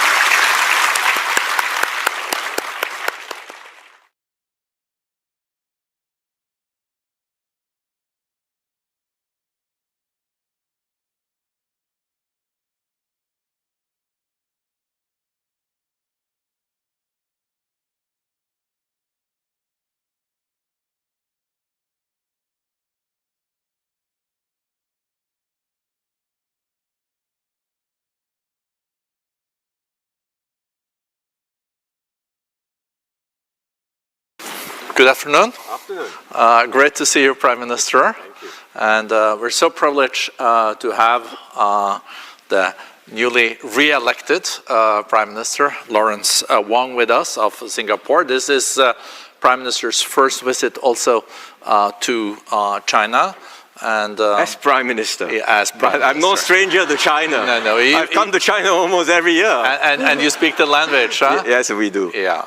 And I think Singapore is also the largest investor in China yes, still. Yes, we are. And for 12 consecutive years. Yeah. And I think you were also in Beijing and meeting with President Xi Jinping. Yes. Yeah. That went well? It went very well. Yeah. And the mood was good? The mood was good? Well, we have a close partnership, very broad and substantial, a very unique partnership. We call it an all-round, high-quality, future-oriented partnership. Wow. That sounds very substantial. It sounds better in Mandarin. Does it? A lot of things sounds better in Mandarin. Also when you say slow is fast, you know, or a crisis, I think has a double meaning. Yes, 危机. Yeah. So maybe Prime Minister, I know that you have a few initial thoughts, and then we'll have a dialogue for half an hour. Sure. Well, thanks again, Birgit, for the introduction. I think we are meeting at a time of profound changes in the world. After the end of the Cold War, the world saw an unprecedented period of global integration, characterized by open markets, rapid trade, free trade, rapid movement of capital, goods, ideas, and people across borders. And this brought benefits to many people, and for a long time this vision held true. Davos embodied this vision, a vision that global integration would deliver peace and shared prosperity. Unfortunately, I think the world is changing, and we see over the years more pressures. Discontent against globalization has risen. It started way back. I remember in 1999 when the WTO was held in Seattle, you already had demonstrations and protests there.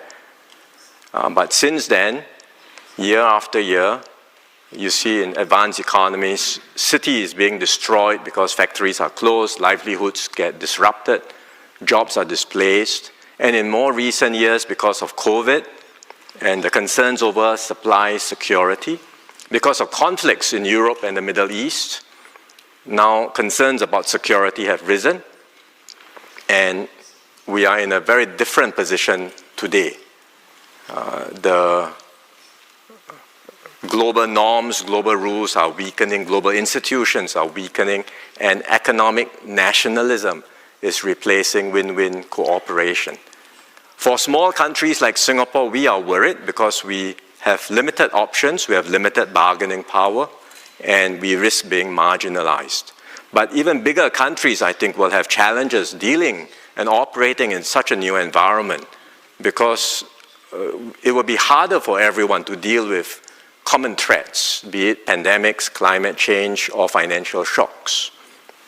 So I think our response has to be collectively to try and still harness forces that will bring people together, promote integration, bring down barriers, and strengthen multilateralism. Multilateralism that is more resilient, more inclusive, and better suited to the realities of our time.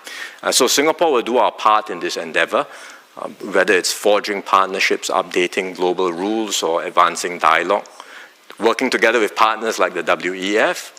The efforts may seem small and incremental, but if like-minded countries everywhere were to do our part, then collectively I think we can make a difference. And then step by step, hopefully we can lay the groundwork for a new and more stable global order in time to come.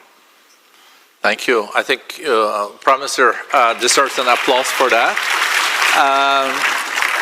Picking up on your last point, what kind of order or more stable system could we foresee in the future? I think we had one world order after the Cold War, and that order is not really there anymore, but we don't know what is coming. The Premier lead this morning said we have to avoid the law of the jungle, or the jungle growing back. But how do you see this new system of cooperation? You could see a more multipolar system, but at the same time you see soft power replaced with strong power. You see interest spheres also being developed. So multipolarity is one thing, but aren't we seeing more a system of interest sphere? And that for smaller, medium-sized countries would be quite a challenge. It is going to be a challenge. I think, frankly, no one knows what this new order will look like. It's still very early days. We are in a period of transition and a period of evolution. There will be critics of today's system that say it's good that now the system is changing. But I would also say let's have a care. Let's not be too quick to cheer, because what is the alternative? So we have to think through very carefully how we can evolve a better system. And I'll give you two examples of global institutions that have come under pressure, but over the years have been able to reform and upgrade themselves. First, the IMF. I started work as a young economist in the 90s, so I still remember vividly the 1997 Asian financial crisis. People till today call it the IMF crisis. Because the IMF came in with strict austerity, one-size-fits-all measures, and there was a reaction. But look, over the years, the IMF has reformed, it's updated itself, it's customized its approaches, become more responsive, more transparent, and it has taken into account local circumstances and context. It's an improved, upgraded IMF. To be clear, there's still reforms to be done.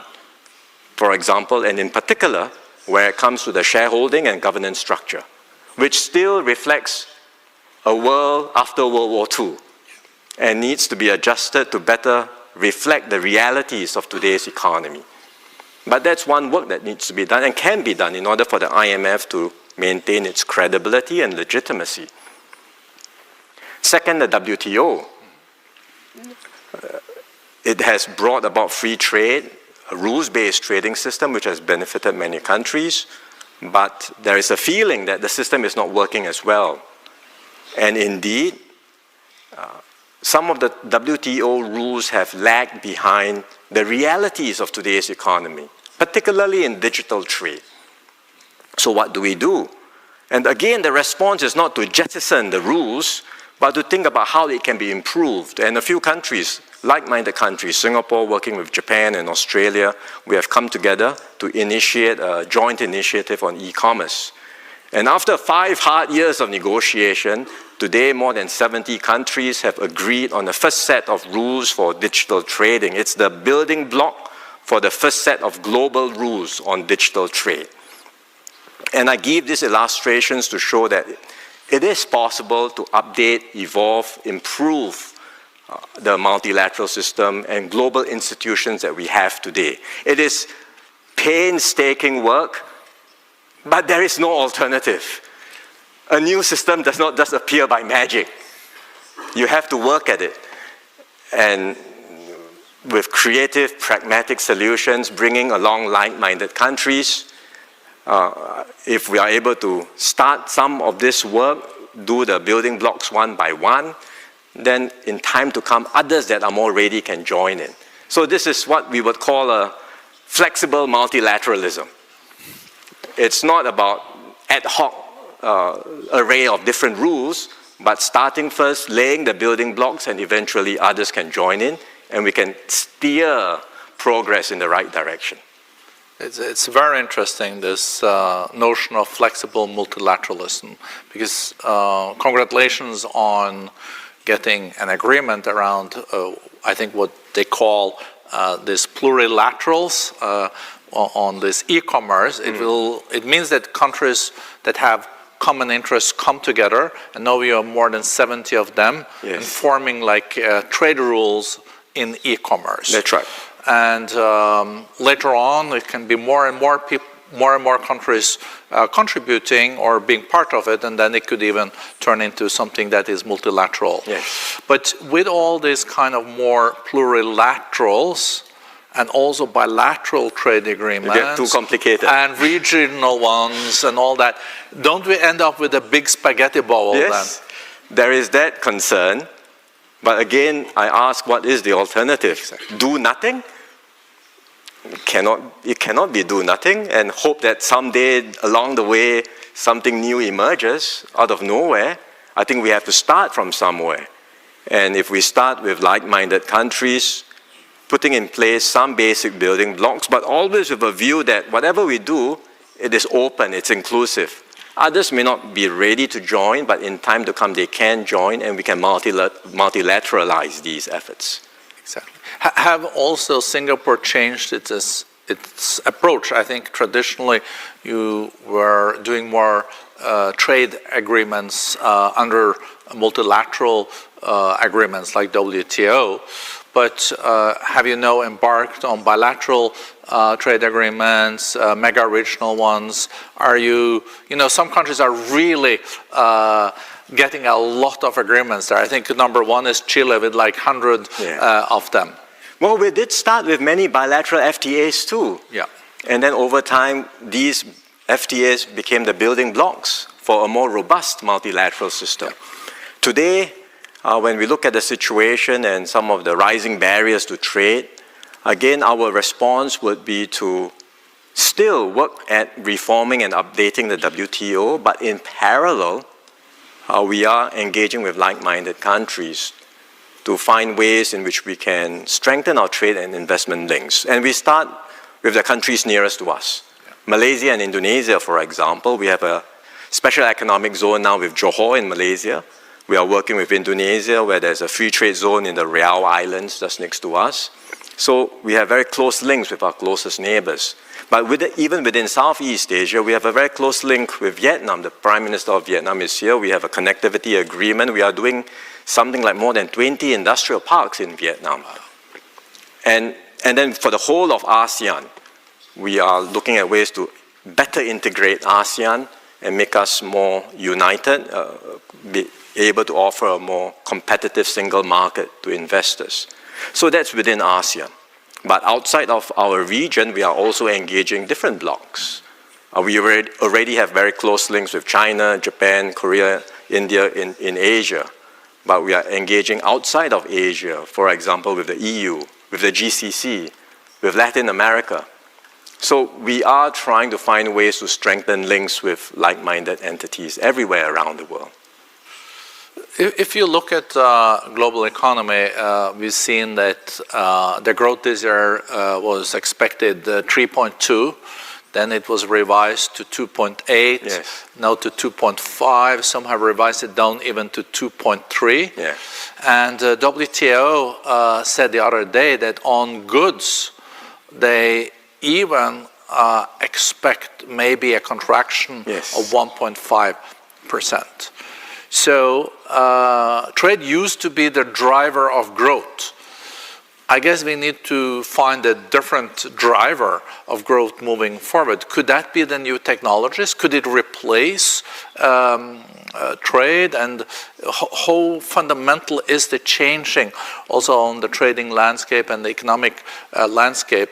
How do we avoid a sluggish growth for a decade to come like in the 70s? I think trade will still exist. There is a move towards security, resilience, greater self-sufficiency, but frankly, no one can be completely self-sufficient. Trade will still be around. Maybe it will not grow as much as it used to, but I believe there will still be trade, but the patterns of trade will change and evolve. Different supply chains, different configurations, and for Singapore, we just want to remain competitive and relevant and stay at the center of these evolving trade links. So trade remains relevant, but changing patterns. Technology will be a new driver, I'm quite sure of that. I think the move towards sustainability will also be another driver. We all want to decarbonize, we want to get to net zero, we will need to harness new sources of clean and renewable power. We need to decarbonize industries. So both technology, new technologies, especially digital technologies and sustainability will, I think, will power the economy of the future. It's interesting too, we heard it this morning too, that digital trade is growing 8%, yes. while seeing trade in goods, manufactured goods, is almost peaking. We also see services are growing much faster. Yeah. I guess this is relatively good news for Singapore though, because you're strong in services and you're strong on the digital and technology side. We want to be strong in everything. But yes, we have some strengths. We have some strengths in financial services, logistics. We have some strengths in digital technologies, and we will continue to harness these strengths to stay competitive and relevant. Life is always difficult for a small country. History has never been kind to small nations. So we have to work extra hard compared to bigger countries to keep relevant and stay alive. But the 60 last years have not been that bad for Singapore, though. It's a miracle, isn't it? It's not. We think it's nothing short of a miracle, and so my mission is to keep this miracle going for as long as I can. And it seems like the voters in Singapore approved by your policies. I think you increased your party's result with 6 percentage points. I'm very grateful for their mandate. Yeah, yeah. And not all incumbent parties can say that, at least not in Europe. I can't speak about politics in Europe. I only care about, well, I can only manage the politics in my country. Which is enough for me. And managing politics in Singapore means that you also have to deal with the big players, because you're such an open economy. As I said at the beginning, through Singapore, you are the largest FDI, foreign direct investor, in China, yes. But I guess in many ASEAN countries too. And now you have to maneuver between your special friends in the US and in China. How do you balance that?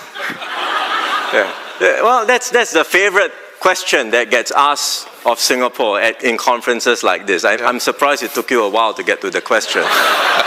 I wanted to warm you up and hope for a different answer, you know? Well, the simple response is we have good relations with both. We have broad and substantial relations with both America and China. And I know everyone monitors and tracks what we say and what we do very closely, trying to parse every hidden meaning behind every word, behind every action, whether we are moving closer to one or the other. But that's not how we look at things. That's not the way we approach it. And because currently we are in China too, so. Yeah, I know. And maybe tomorrow when I'm in America, then they think differently. But our starting point is that we look at things from Singapore's point of view in advancing Singapore's national interest. Our interests are to have close, good relations on substance with both America and China. And we will continue to do whatever we need to do to promote and advance Singapore's interest. It's not about balancing between the two superpowers, but it's about being consistent and principled in advancing and promoting Singapore's interests. And that's what we will continue to do. And I think if we continue to do so in a consistent and principled manner, our partners, whether it's America or China or other countries, will see us more as a reliable and trusted partner that we can work with. I would say also that Singapore's position is not unique. We want to be friends with both